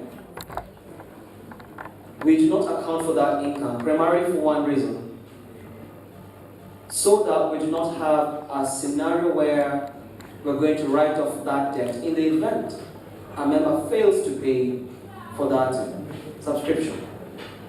As per the Constitution, a member is deemed a member for a period of 3 years. After the 3 years lapse, and the member fails to pay for his subscription, he is automatically deemed not to become a member. So within this period of 3 years, if the member comes in the second year and pays for the accrued subscription he has not paid in the previous year and in the current year, that income will be accounted for in that year, thereby avoiding bad debts or reporting huge subscription fees which have not been paid. In regards to the taxation component, the tax charge is primarily from the rent income and from the accommodation, from the boosters, okay, from the boosters point, and we are currently addressing an issue with the taxman in regards to the nature of incorporation. So such matters are well being addressed, and that's why that matter remains as it is for now. Thank you. Thank you. There was another, I can't see behind. Killer, yes. Yes, good evening, members. Dr. Sang and the audit team. My name is Kilan Shah, member number S001. My question is that on the financial statement notes, we have the accommodation accommodation amount, when we compare 2023 to 2024, we have made an increment of 210,000 shillings in revenue. But on the same note, if we look at the expenses, and I would like to understand why our expenses on the same comparison have increased by 300 and some thousand on top, compared to the income of 210 increase. Thank you. Now, accommodation is a building that has facilities inside it. As a building ages, you end up spending more on it. For example, we've had to fix showers, have issues with the accommodation block, including the roofing. And the sum of those costs that you are seeing going up is because of that improvements within the accommodation block. Yes. Thank you. There was one more, I think the last one, yes. Thank you so much. My name is Mike W. Number NPS 28. Mine is a very straightforward question. I'm trying to look for some information from this document. I've turned the page to page, and the question is, are donations considered as part of income? Yeah, and if yes, we know donations has been done into this club. Where are they? That is point number one. Point number two. We know very well that the Nyeri Club has grown in popularity.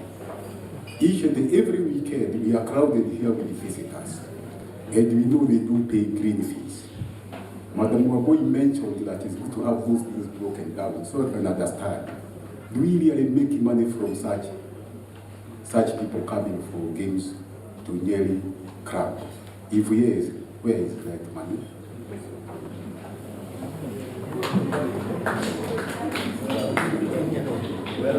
And page number 24, thank you very much, sir, for your question.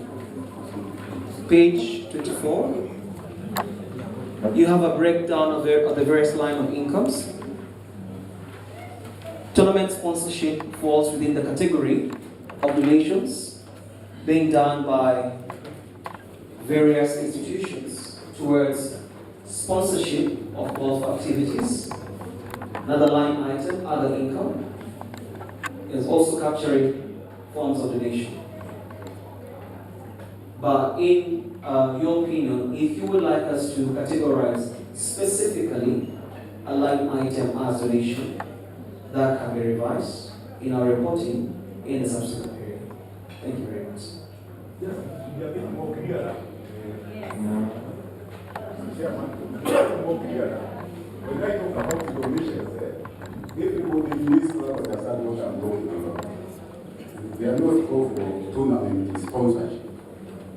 I'm talking about donations. I don't want to be specific. Yeah?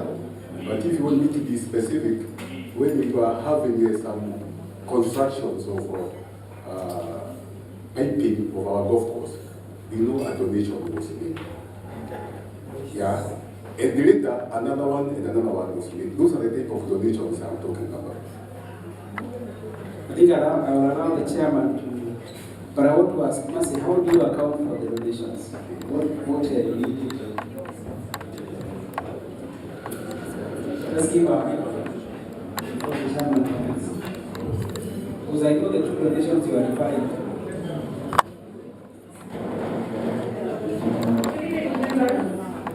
Currently, we were accounting them under sponsorship, but as the auditor said, we account them differently as donations. Not combined. Thank you. So I hope you get that clearly. Unless you have another chairman, can sit down. That question is properly answered. Yes, Daisy. I hope that's the last one.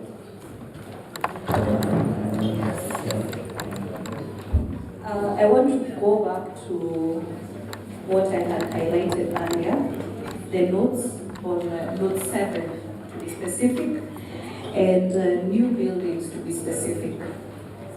And let me say that human is to error, so have a fresh look at that. If the valuation of the building at the start of the year 2023 was 57,357,567, and then there was a depreciation charge applied. Why then should the valuation at the start of the year 2024 be the same figure, 57 million? If I was to apply the reducing balance charge, then it means that the charge applied in 2023 would be higher than the charge applied in 2024 because of the aspect of reducing balance. So it brings to question the entire Loan 7. I've just focused on the new building. Maybe I'm passionate about buildings, but that's where I've focused on. There's an issue there. Do you think?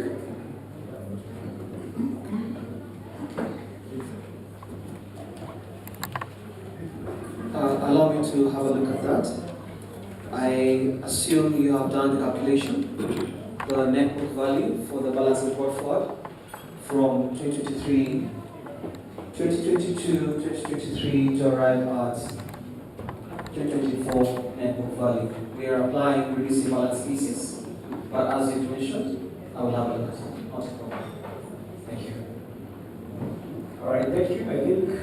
Thank you very much for taking us through our monitor and take your seat. Let's clap for him again.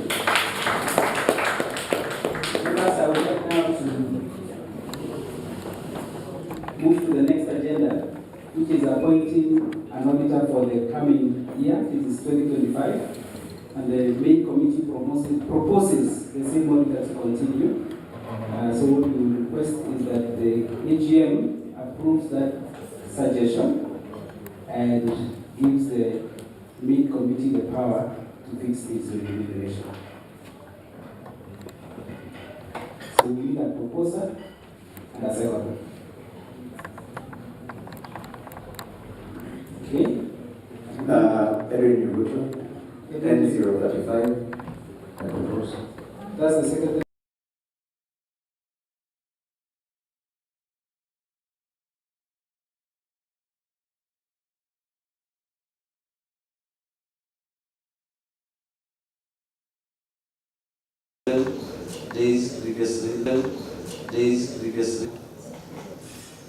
Previous notice must have been exhibited on the club main notice board. There were 2 AOBs, but one has been explained, dealt with in the chairman's report, and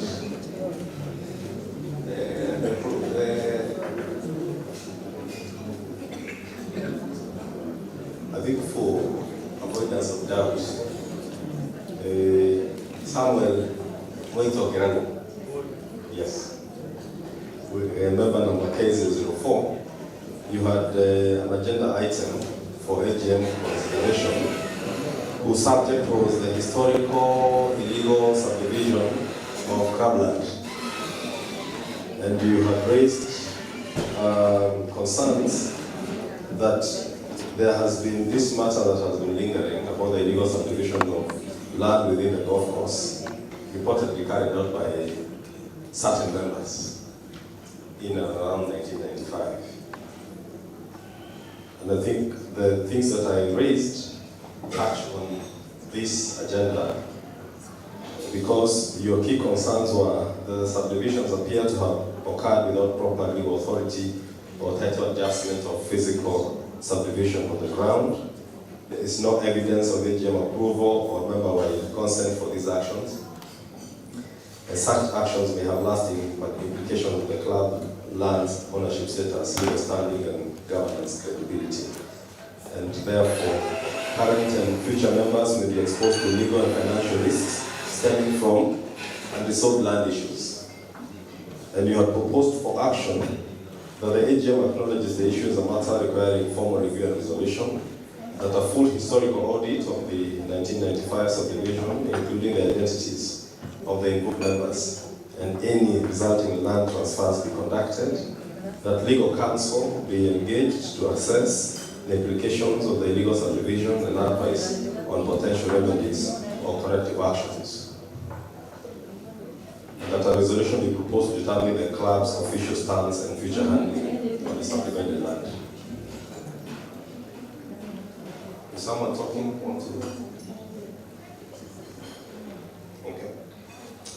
So, Bwana Kirago, I think this agenda item will be, has been recorded substantively on our AGM today. But I think I alluded to the steps that have been taken, and because of the sensitivity of this matter, and because of there's something you asked about certain members who may be involved in this. So all those things are known. And as I said, legal counsel has already been retained to pursue this matter from a historical and foundational principle outside of the ongoing land case with the gentleman called George Kibuta, who is not the George Kibuta you know here. But that being a court case involving one of the parcels, that one is going on in the court. But we have said that we have opted to go back in time to the cracks of this matter. And given the sensitivity of this matter, given that this takes a bit of time, given that this takes producing of records, some of which may not be readily available, I want to confirm to you that the committee has been seized of this matter and it's being followed to its logical conclusion. But this will be recorded fully. And a lot of what your concerns are and the proposed actions are already been taken, and they can be looked at in the future to see whether we have actually answered your concerns. Thank you.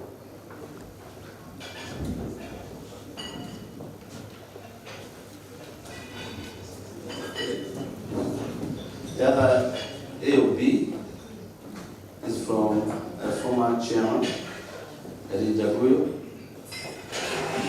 Notice for AOB during the Nyeri Club AGM on April 25th, 2025. The notice for AGM to be held on April 26th, 2025 refers in accordance with club's constitution. I wish to notify the main committee of my request to have the following item included in the AGM's agenda. Section 1, that is 1, Section 12, amendment to the Constitution. Section 3, that provides that this Constitution shall only be amended at intervals of 5 years. So that is the AOB will be asked the former chairman to come and expound on this. Karibu.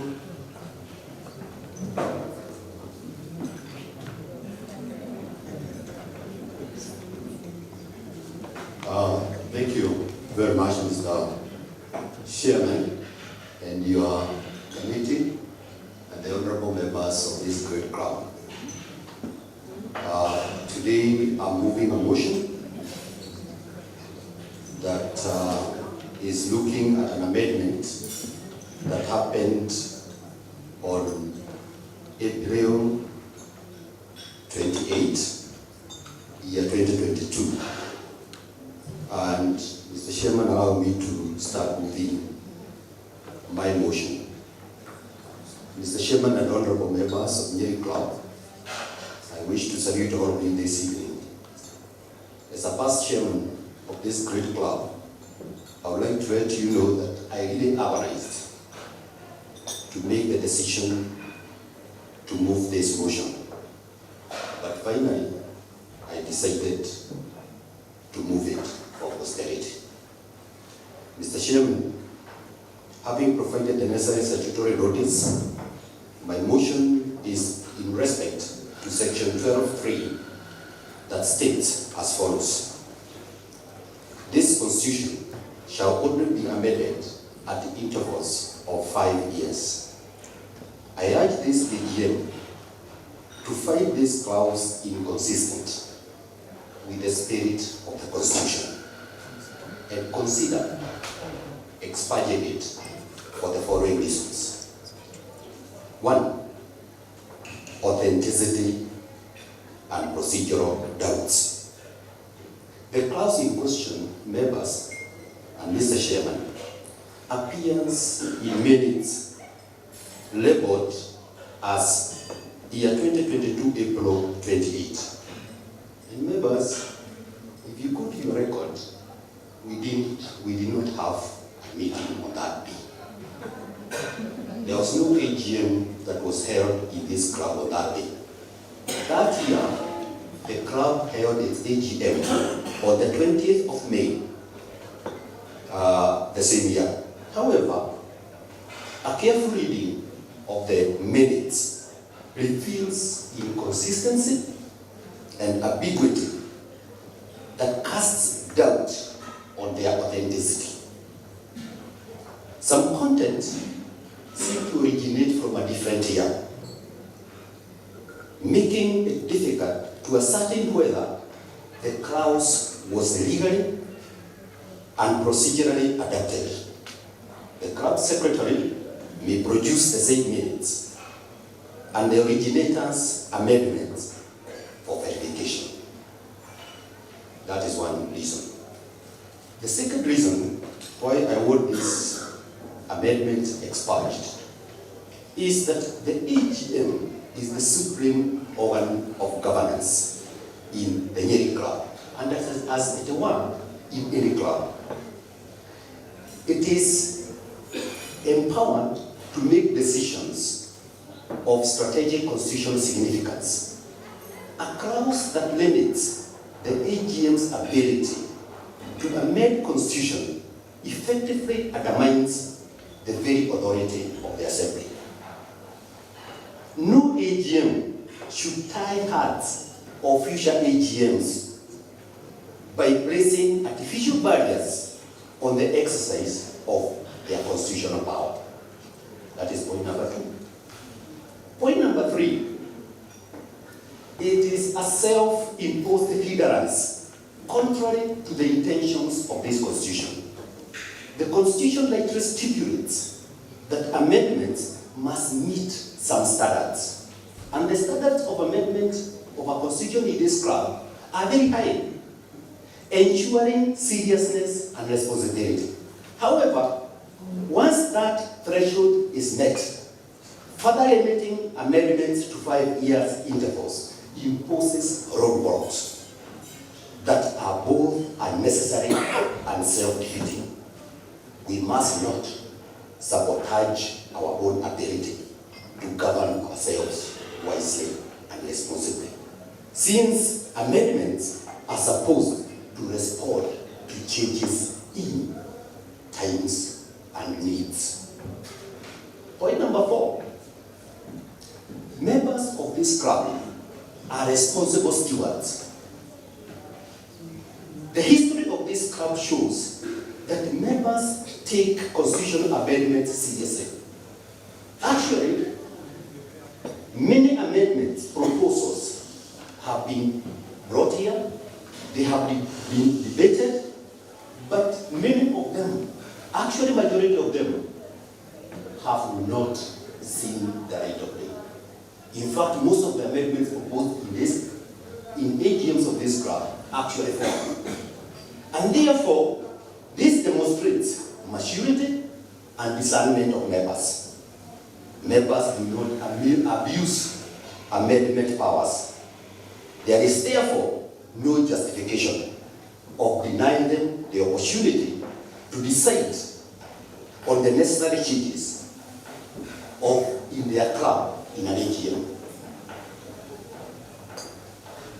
Members, sometimes situations arise that require urgent amendments to facilitate or restrict.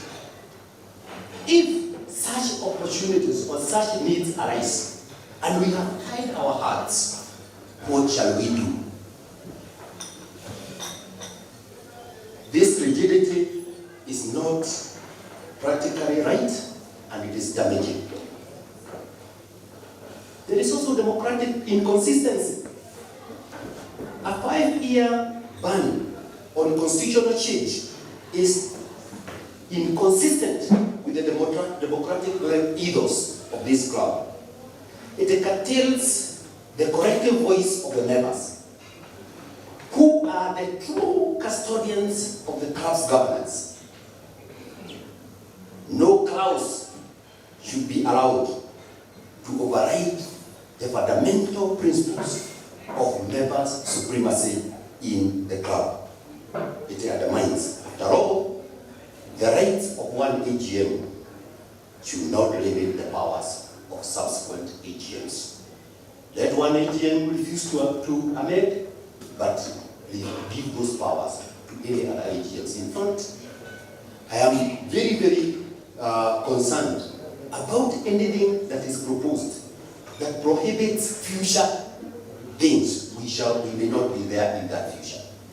Please, let us not curtail our children and their grandchildren and our grandchildren and other younger members who may want to run the club in a different way. Finally, such a clause is susceptible to abuse. It can be used to deliberately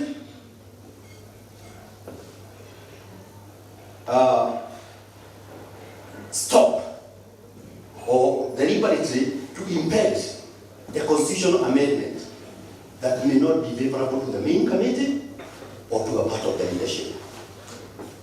This creates a situation where vested interest could override collective will of the members, thus undermining trust and transparency in the governance of the club. I therefore, members, urge this AGM to resolve that Section 12(3) of the Constitution of the Nyeri Golf Club, limiting constitutional amendments to intervals of 5 years, be and is hereby expunged by the Constitution with immediate effect to restore the full and rightful authority of the AGM and the democratic rights of members. Thank you very much, Mr. Chairman. That is my motion. And I call upon my seconder to come and second the motion.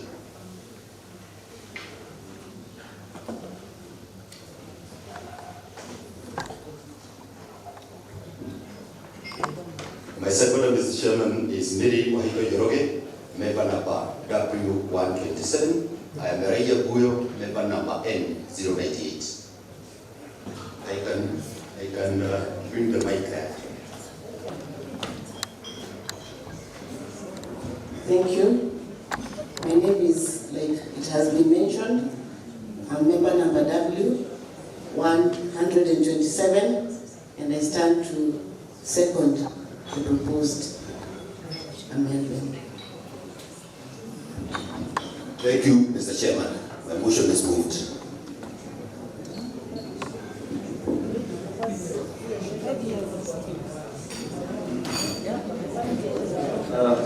Chairman.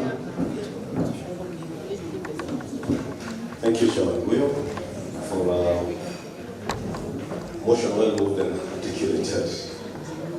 So I think at this point we will need to take a vote, but before we do that, I think we would like to entertain a short debate about this, and so that we don't stretch our time too much, I'll give only 4 members. I think that is representative enough to, they've had this motion. And so the first 4 hands to go up.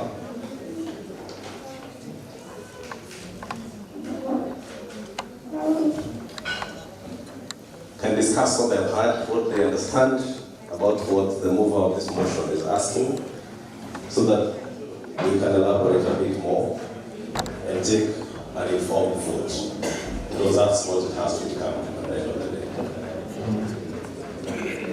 Okay, so I want to see the 4 hands before we start, so that we are able to control. Okay, Daisy, the next one. Who is that? Into darkness a bit. Okay, Haya, Wakili Munga. Okay, Mutare, the fourth person, Engineer Center. Okay, let's go. Allow me to speak while sitting. That's a brilliant motion. 5 years indeed is a long time. I'm commenting as a governance expert. The Constitution is a supreme guide for any union of persons, whether it's a nation, a members club, a chama. The Constitution guides the conduct of that particular group of persons. I believe it's important to have a term whereby we restrict ourselves from amending the Constitution. Possibly it can be a lesser term, maybe 2-year term. That is because the Constitution should be predictable. It should set the terms of conduct for that. For now, let me use this context for this members club. If we subject ourselves to amending the Constitution every year, and we are well aware that not all members are present throughout the year, and then they come back and find something that was contained in the Constitution has suddenly changed, and sometimes it could be a fundamental issue that has changed that would affect their membership to the club. So I'm proposing that we have a lesser term, maybe 2 years or 3 years or whatever the members feel is appropriate, but let us have a term whereby now, based on the conduct of the club, we can see maybe this clause is not working for us, give ourselves a year to marinate on it, and then amend it in the coming year. Thank you. Thank you very much for that comment. I think we go to Wakili on the other side.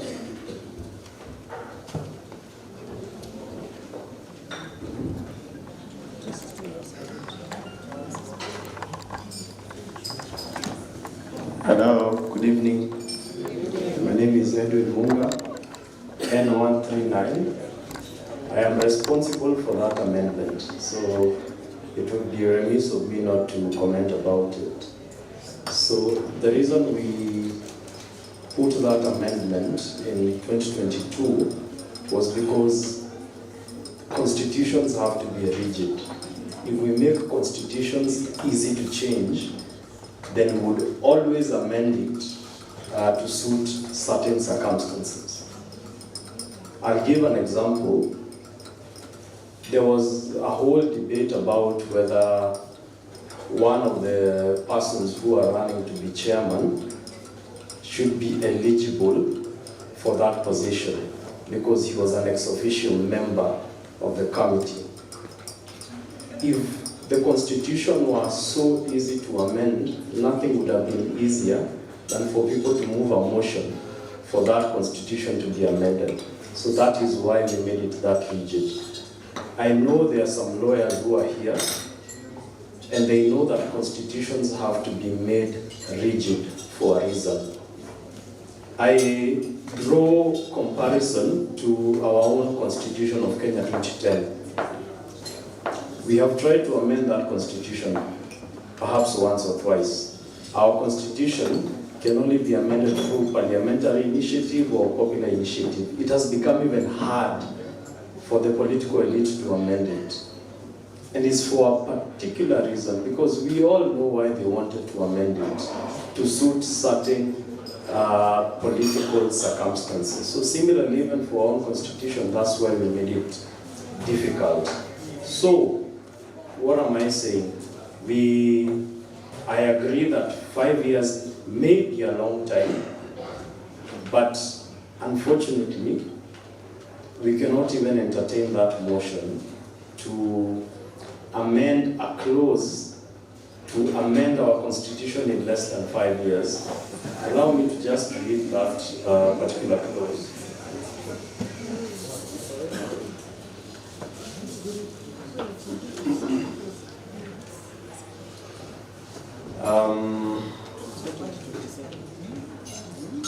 So I am making a reference to section 12, Roman 3, that is line 1, 2, 3, 4, 5. This constitution shall only be amended at intervals of 5 years. It means that we cannot even entertain the word shall. I don't know if you heard that meme that was going around, shall, mandatory. I make a joke about it right now, but it's mandatory. This constitution shall only be amended at intervals of 5 years. That particular section, in my very humble and considered view, is couched in mandatory terms. We can only amend it after 5 years, in 2027. We amended this constitution in 2022, so the only point we can entertain an amendment to this particular clause is in 2027. And I agree, perhaps maybe 5 years we were being overly ambitious. And we are sorry for being ambitious, but we can only amend this clause after 5 years. But I also wanted us to understand that the reason why we were making it mandatory is to make it very rigid, not to make it very easy for us to just amend it to suit particular circumstances. Thank you.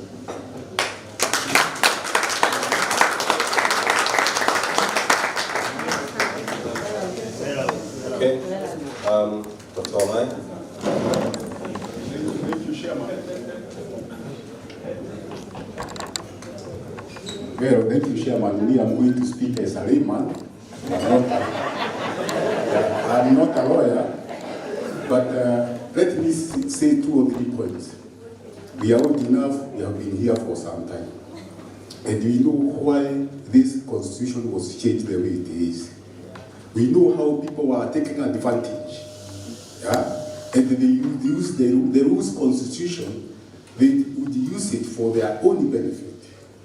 There must have been a reason why a team of people came together and they came up with a constitution. There must also have been a reason why they fixed a figure of 5 years.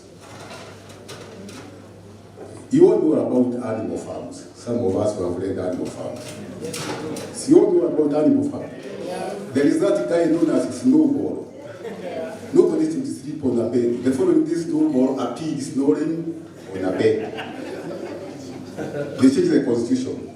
The following day, nobody can take milk. Then Snowball goes and writes only pigs allowed to take milk. Finally, all animals are equal, but some are more equal than others. What am I trying to say? If we keep on tampering with the constitution, then there is no need of a constitution. That needs to be stay like that no matter how painful it is. It is in black and white that it can only be tampered with after 5 years. When 5 years come, then we select a panel of experts, because so many lawyers here. We give them time to go and study that constitution after a public participation. Then what they come up with will be brought into AGM and then we can pass it. But before 5 years elapse, my suggestion is let that thing stay the way it is. Thank you, Chairman.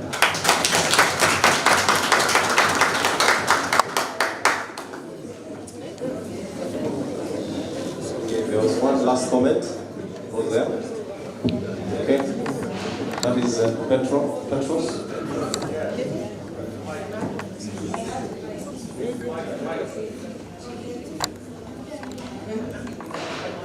Yes, I have the mic. Oh, okay. All right. Thank you very much. Yes, my name is Nyeri member number W067. I hear the removal of the motion, and it is very clearly put there. I speak, I'm of contrary opinion to the last two speakers. Knowing the times that we are living, we just came from COVID. We don't know what will happen tomorrow. So the degree of obsolescence of so many things that we hold dear today is very high. So things are changing every fast. So therefore, I feel that holding on for 5 years may be a bit too long. I hear what the people who have spoken before me about the rigidity, which makes a lot of sense.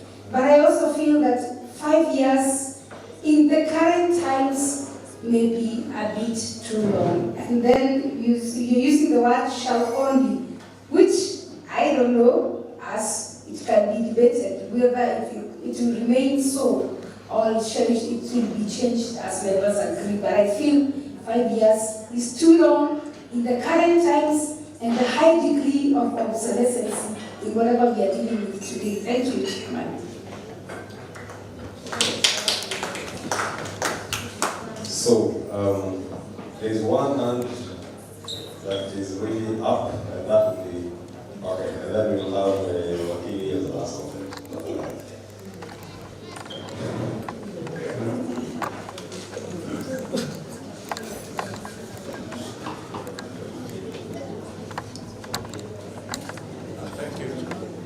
Thank you, Chairman.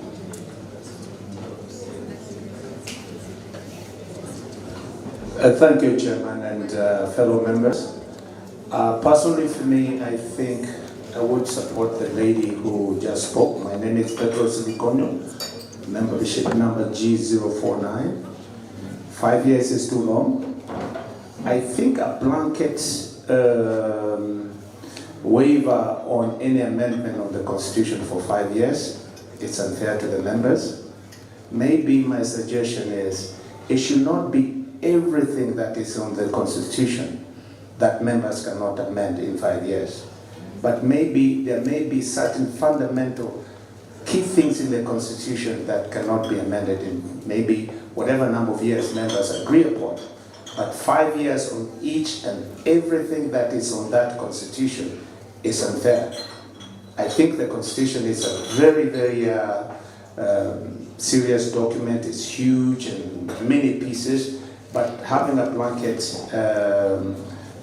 waiver that we cannot amend anything is too long. So kindly for me, I would like to say that maybe because I've not sponsored a motion and I've not heard anybody sponsor a motion on something different from the gentleman who brought this motion, maybe there could be another discussion, maybe as part of the AOP or whatever else can be inserted by members over here. So we don't refuse in the entirety what the gentleman who moved the motion, but maybe say there could be certain aspects of the Constitution, key things, but not everything. Thank you, Chairman. Okay, last comment from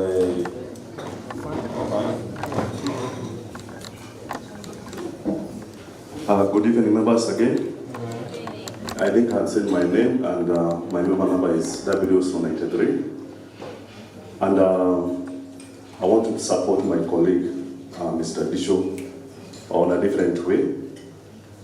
One thing we should understand, this amendment was done by the full House. It was an initiative of the members of this club. The members subjected themselves to that clause. It is couched in mandatory provisions, and it implies that when we go to the issue of now our Constitution, it says the Constitution is what we call the lex fundamentalis.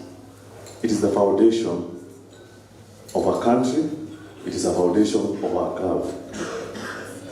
Because it's couched on mandatory terms, even today, the mover of the motion is what we can say that this is a premature motion.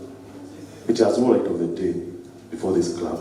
It is an illegality even to speak about it, even to think about it as we are here today. It is ourselves who bowed ourselves to this constitution.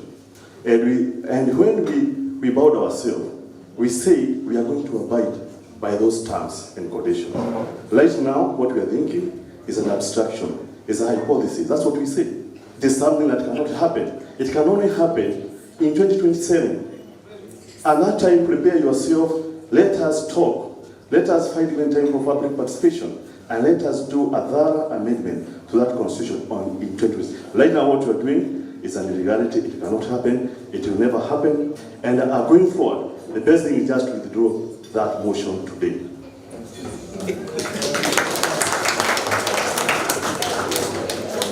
Okay, so I think we have had ourselves, and from my own understanding, there are two things.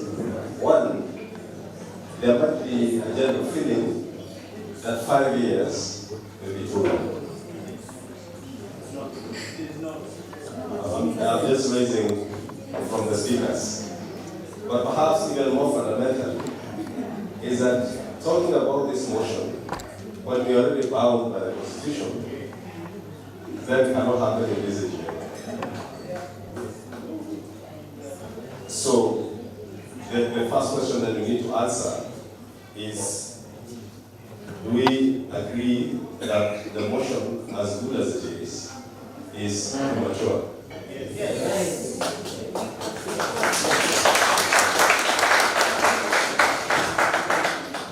But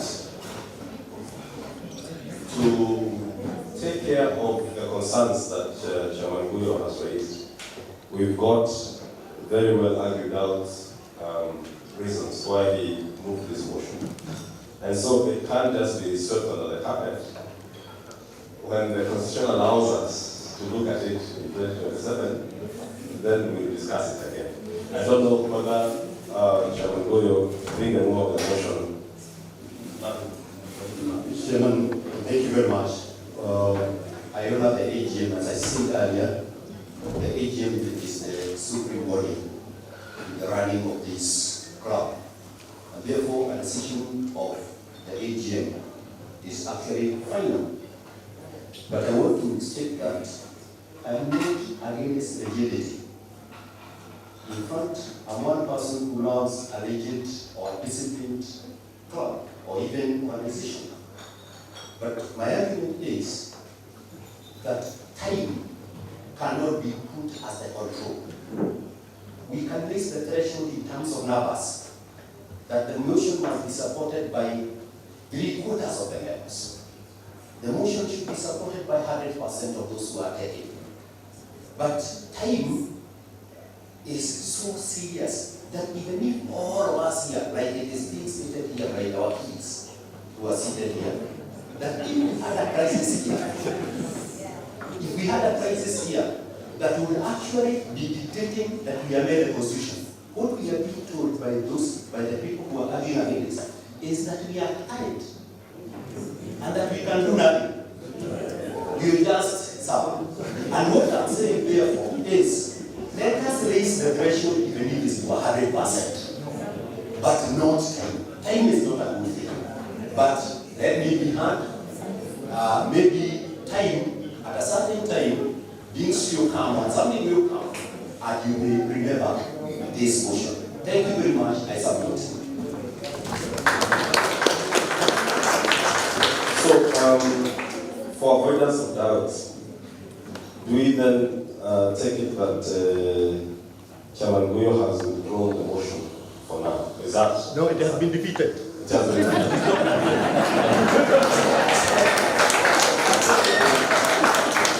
Okay, it will be recorded in those exact terms. It has been defeated.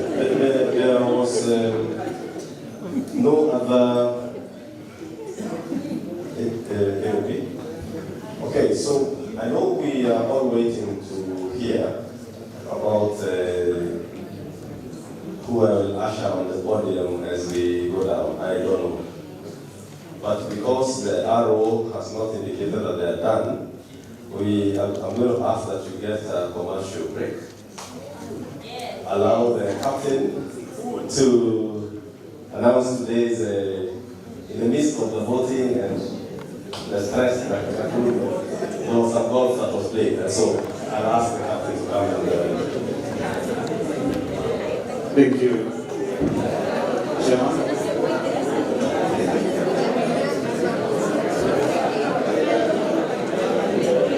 I think this calls for the reading of the Good evening, members. Good evening, members.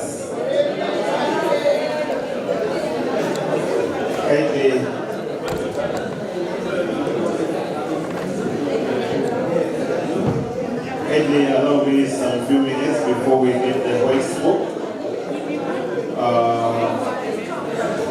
I think I'll call you by name so that at least we discuss by low tones. Okay? Washo, I give you the responsibility of going around the tables and telling them to maintain silence. Kindly do that on my behalf.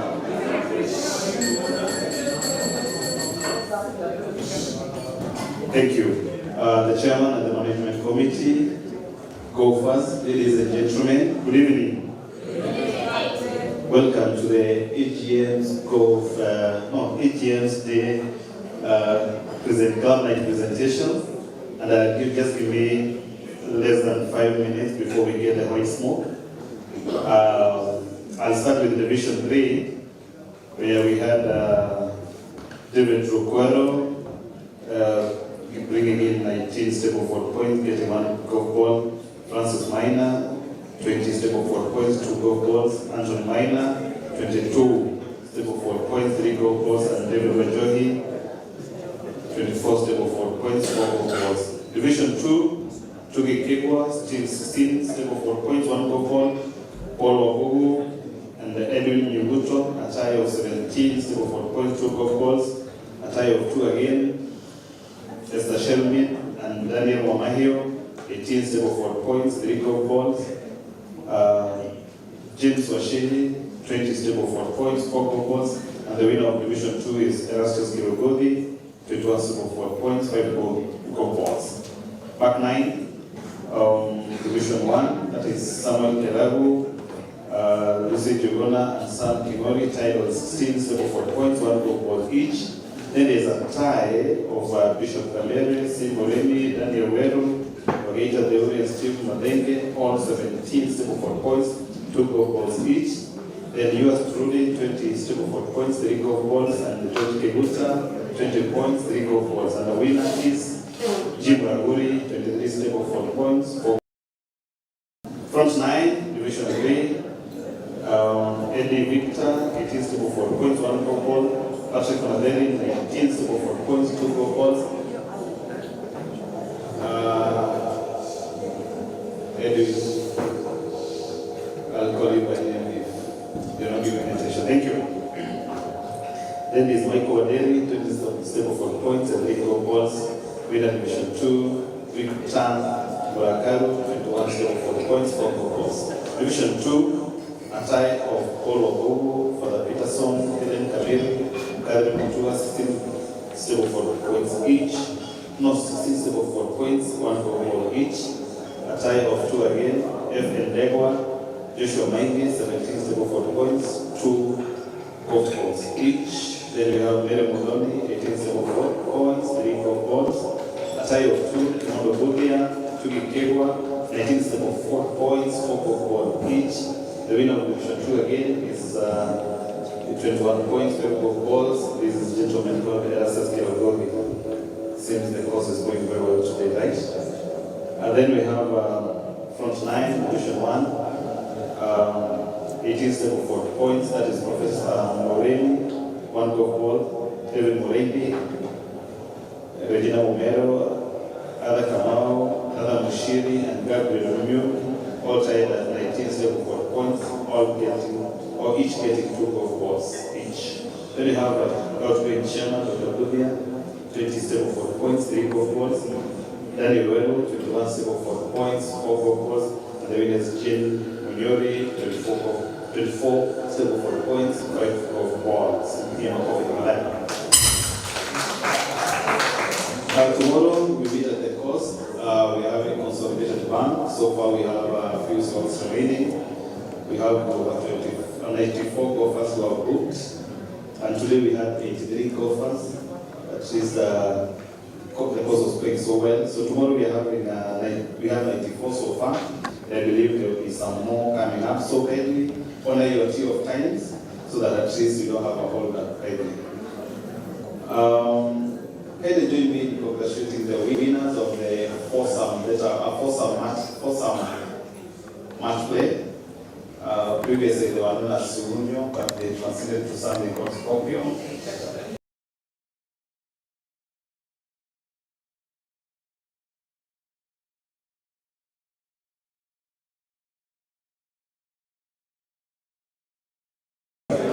We are waiting like everyone else. So you can have a chit chat with your friends as you wait to do 7, 8, and 9.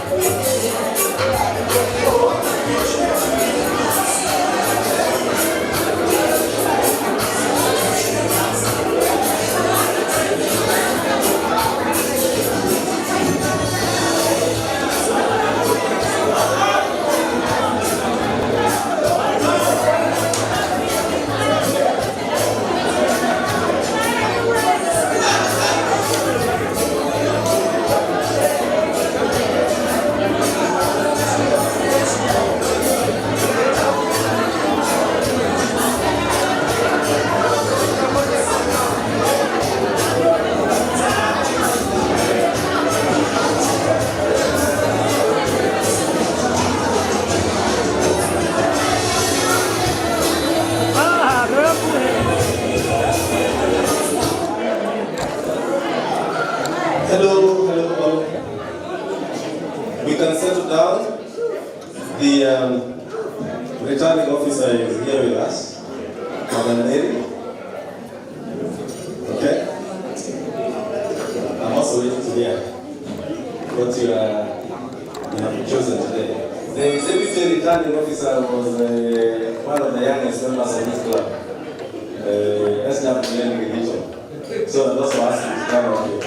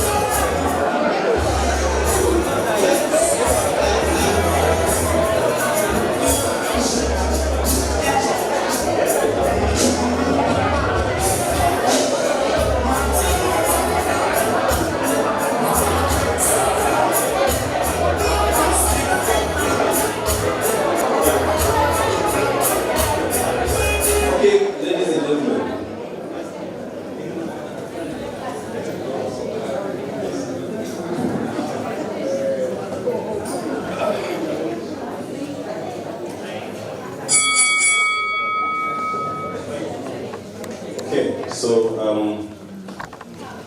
on the stage here we've got our arrow, Nyeri, and SW Vito, senior, who was assisting her throughout the day. So I'm not going to waste any more time. I'll ask her to come and announce to us the winners, or those who said through. And I think as you're called, please make your way to the platform. Good evening, members. God is good. All the time. God is good. Thank you. I want to congratulate everyone here for patience and for waiting. It wasn't a simple job, but I want to thank my committee, those people who are sitting with the agents and all that.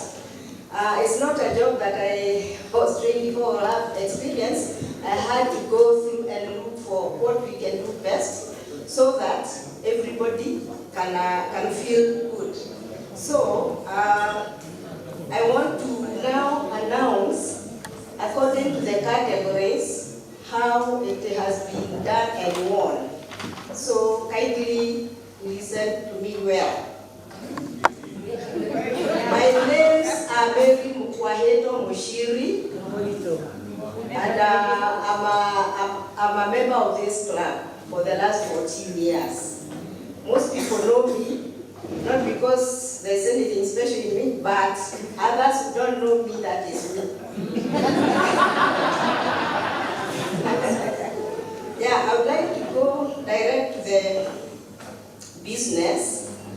We have the elections today by members, looking for their favorites, and so after we counted the votes, and this is the results that we came by with. We start with the committee members. The committee members who are vying were 2. Were 5, or 7, but we needed 5. Yes. So I will start with the number of votes. The total votes casted were 266, and spoiled ones were 5. So now I go to direct to the people who, the way they won.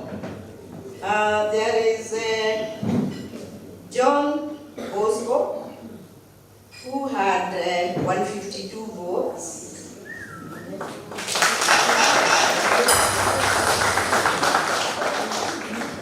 There was Stephen Madenga, 167 votes.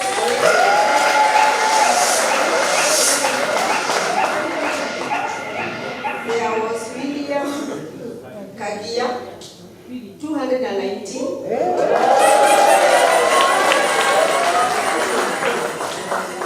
There was Carol Derry, 221.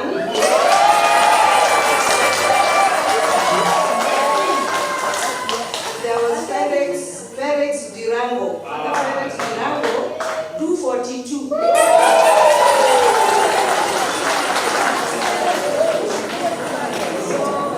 Congratulations.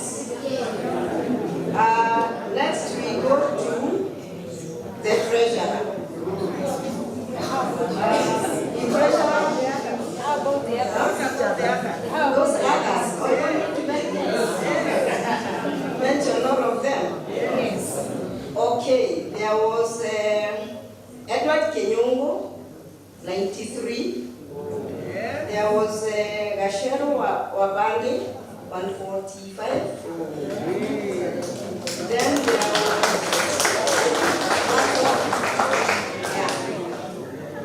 Then we come to the next category of treasurer. We had 2 vying candidates, and one was the current Paul Sang, Dr. Paul Sang, and the other one was Aaron Mushiri. Paul Sang had 80 votes. Out of 266. And then Aaron Mushiri, 186.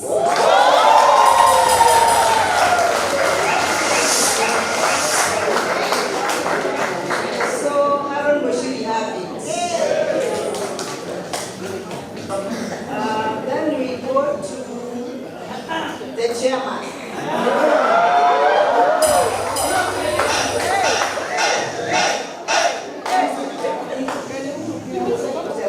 Oh, we have 2 seats that were unopposed. That was secretary, and that was secretary and vice chair. The vice chair, we have unopposed, called C. Mudhoni Jogu. The next one is secretary, who was unopposed, Edwin Yuguto.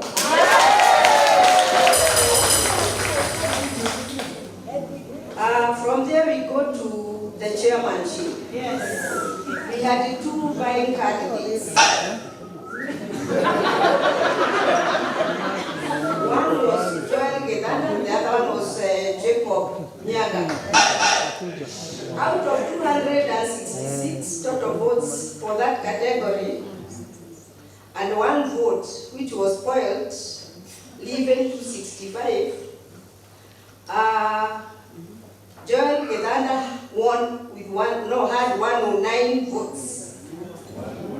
And the other one had 156.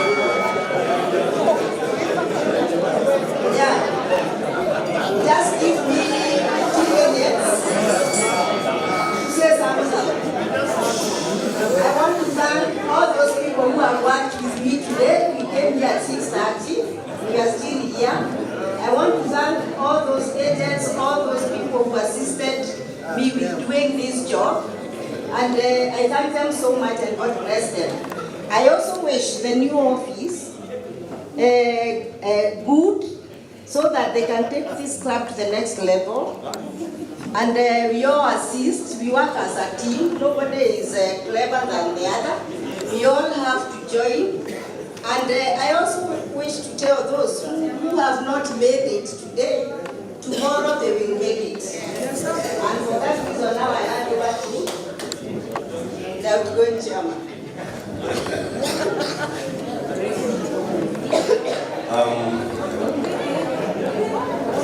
I want to, before I make my final comments, I want to ask Senior to make a comment.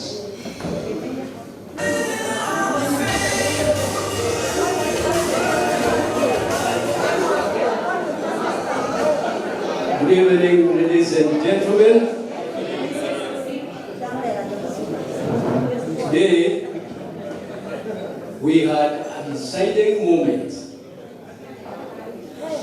I was the youngest man in the group. I'm not old, I'm only about 23. And people turned up. And we did what we could. Our worry was we had kept you all along, but we persevered. People didn't turn up the way we expected, but whatever they did, they gave us a deciding population of votes. Those who didn't win, they have a chance more. Come, let us join hands. Leave the old man. No, I was secretary here in 1980 only. I was chairman in 1995. But if you think I can contribute, don't hesitate. I'm not growing young. Neither am I soon going. Thank you. Excellent.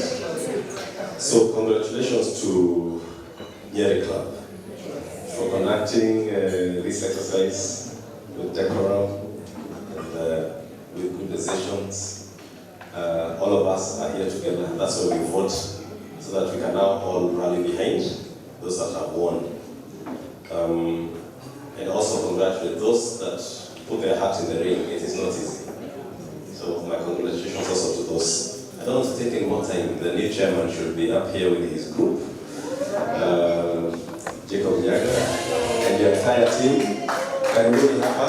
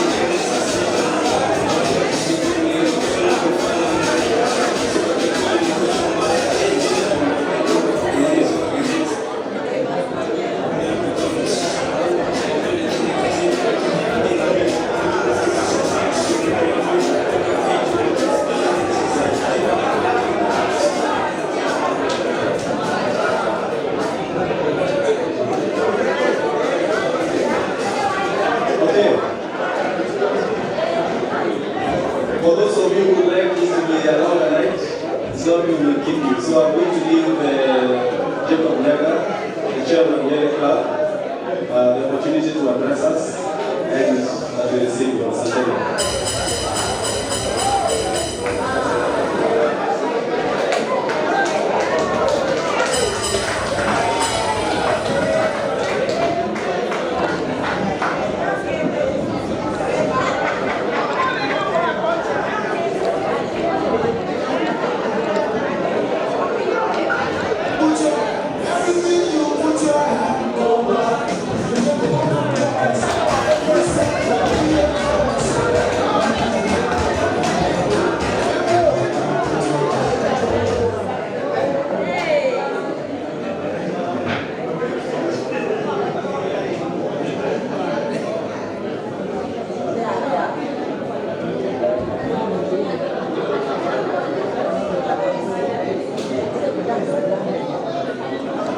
The chairman, Nyeri Club, Dr. Patrick Mudia, the club trustees led by G.K. Jidera, honorable members, good evening.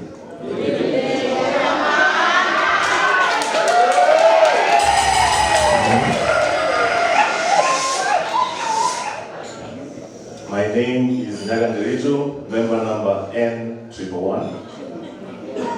I want to express my deepest gratitude to each one of you for entrusting me with the responsibility of serving as a chairman of Nyeri Club 2025-2027. It is a great honor and a humbling experience to serve this prestigious club. I wish to extend my sincere appreciation to the outgoing chairman, Dr. Patrick Mudia, my good friend, and his entire team for their dedication, hard work, and strong foundation they have laid for Nyeri Club. Through their tireless efforts, this club has grown significantly, and they have set the bar very high. You have left a legacy for us to build upon. Thank you, Dr. To our esteemed Nyeri Club members, thank you for your confidence in my leadership. I recognize that this is a voluntary leadership role that comes with great responsibility and expectations, and I pledge to serve you with integrity, transparency, and a commitment to fostering unity and progress within our club.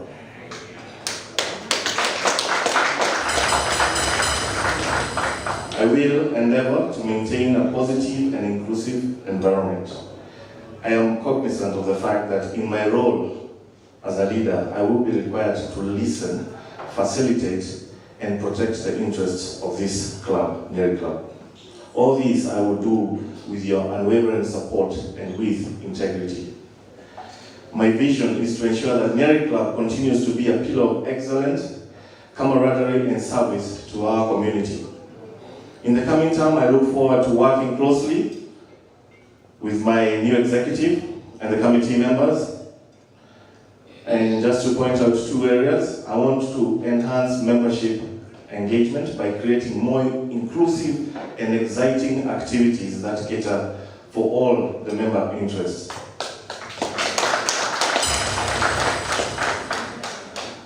Also important for me is to promote growth and innovation by embracing new ideas while preserving the cherished tradition of Nyeri Club. I am open to ideas, feedback, and collaboration because together we can achieve far more than any one individual.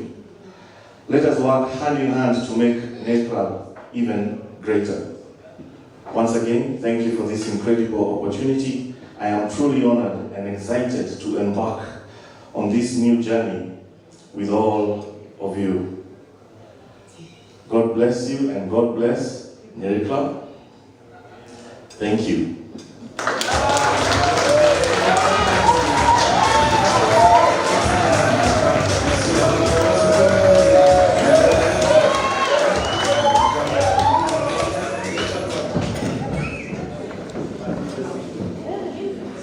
I also wish to say a few more words.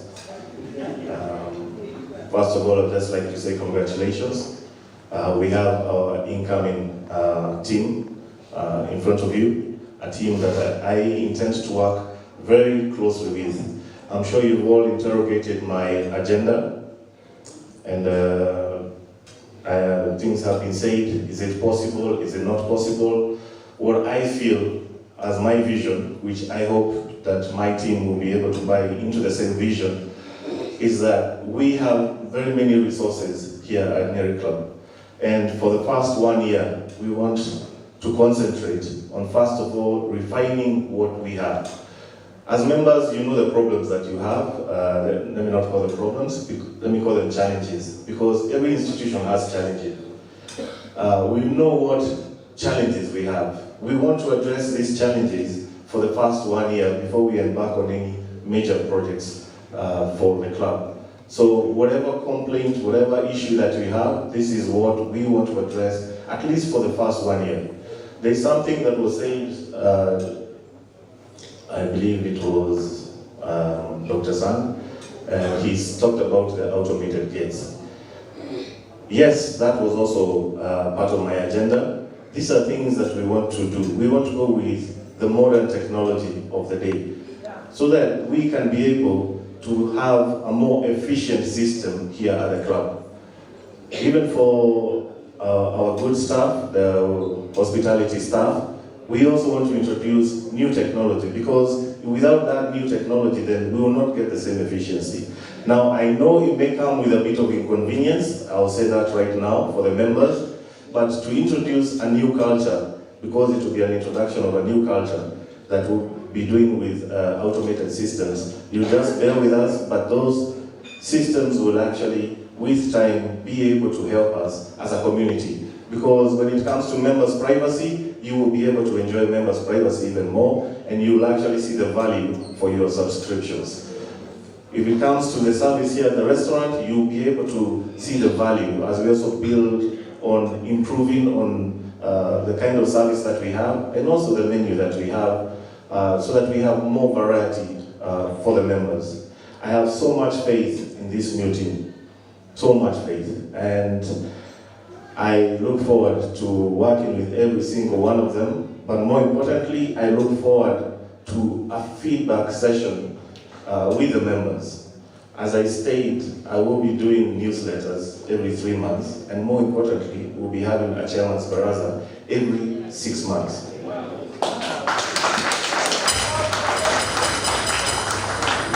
Public participation is key to the growth of any institution. And without that baraza, we may sit there and say we are the boss, we will do it this way. But I believe with that participation, we can be able to grow the club together, because we have very many great minds here. We have doctors, engineers, architects. We can be able to get all kind of input from all of you. So those are the kind of ideas that I wish to bring forth in my leadership. Once again, just to thank Dr. Patrick Mudia. I have big shoes to fill, but I am able to the task. I will be able to try to fill those shoes. Thank you for leading this club. The one thing that you said that really touched me was that during your time, there was peace. There was 4 years of peace at the club. And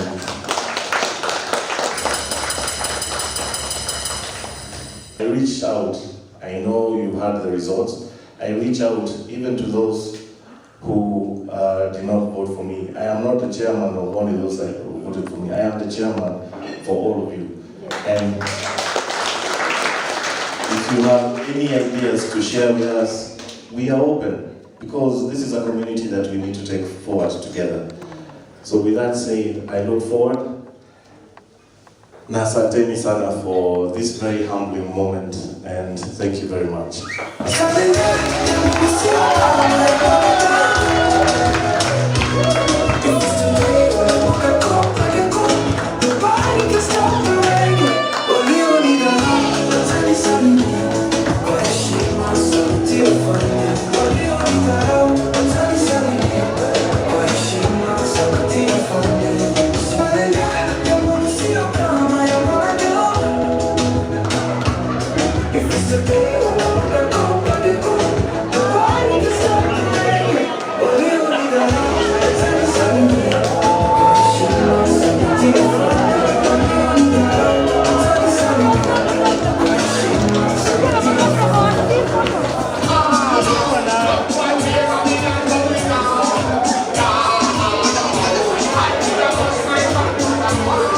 before we go, as we leave here, I know it's late, but one of the new committee members, Father Felix, I would like him to just end this session with a prayer and also pray for Nyeri Club. Thank you. Let us pray. In the name of the Father, and of the Son, and of the Holy Spirit. Amen. Almighty God and Father, we thank you this evening. It's a great night, dear Lord, for the gift of that new transformation we have witnessed this evening. It's a blessing to the whole entire club, for all of us as members. We prayed at the beginning, the gift of love prevails everything. And now, dear Lord, through that humble spirit, we thank you for the leadership of this members club, the outgoing and the incoming, and for the goodness and the goodwill of every member present and all those who love this club. All of us, dear Lord, unite us together with the spirit of synodality, the spirit of cooperation, coordination, collaboration, and communion, that we may walk together in that love. Dear Lord, help the incoming committee, main committee, that our good Lord, through the spirit of the chairman and the spirit of every member, will be for the goodness of this club. Bless us all, because this is our sacred home. This is a place we come to share, to socialize, and all live in the great love. Bless everyone who always make us be and share the pride of Nyeri Golf Club. Thank you, dear Lord. We have accepted the results, and we share the common plate, the common table, the common house, and the common cause. Walk with us and be with us. Now we pray for St. John Masses as we go to our respective destinations. Be with us and let this club remain more and more a place of joy and love. We walk together, we unite together, bind us together. The reason, Lord, we share your glory and blessings. Amen. And we ask all this through Christ our Lord. Amen. The Lord be with you. And the mighty God bless you, the Father, Son, and Holy Spirit. Amen. Thank you.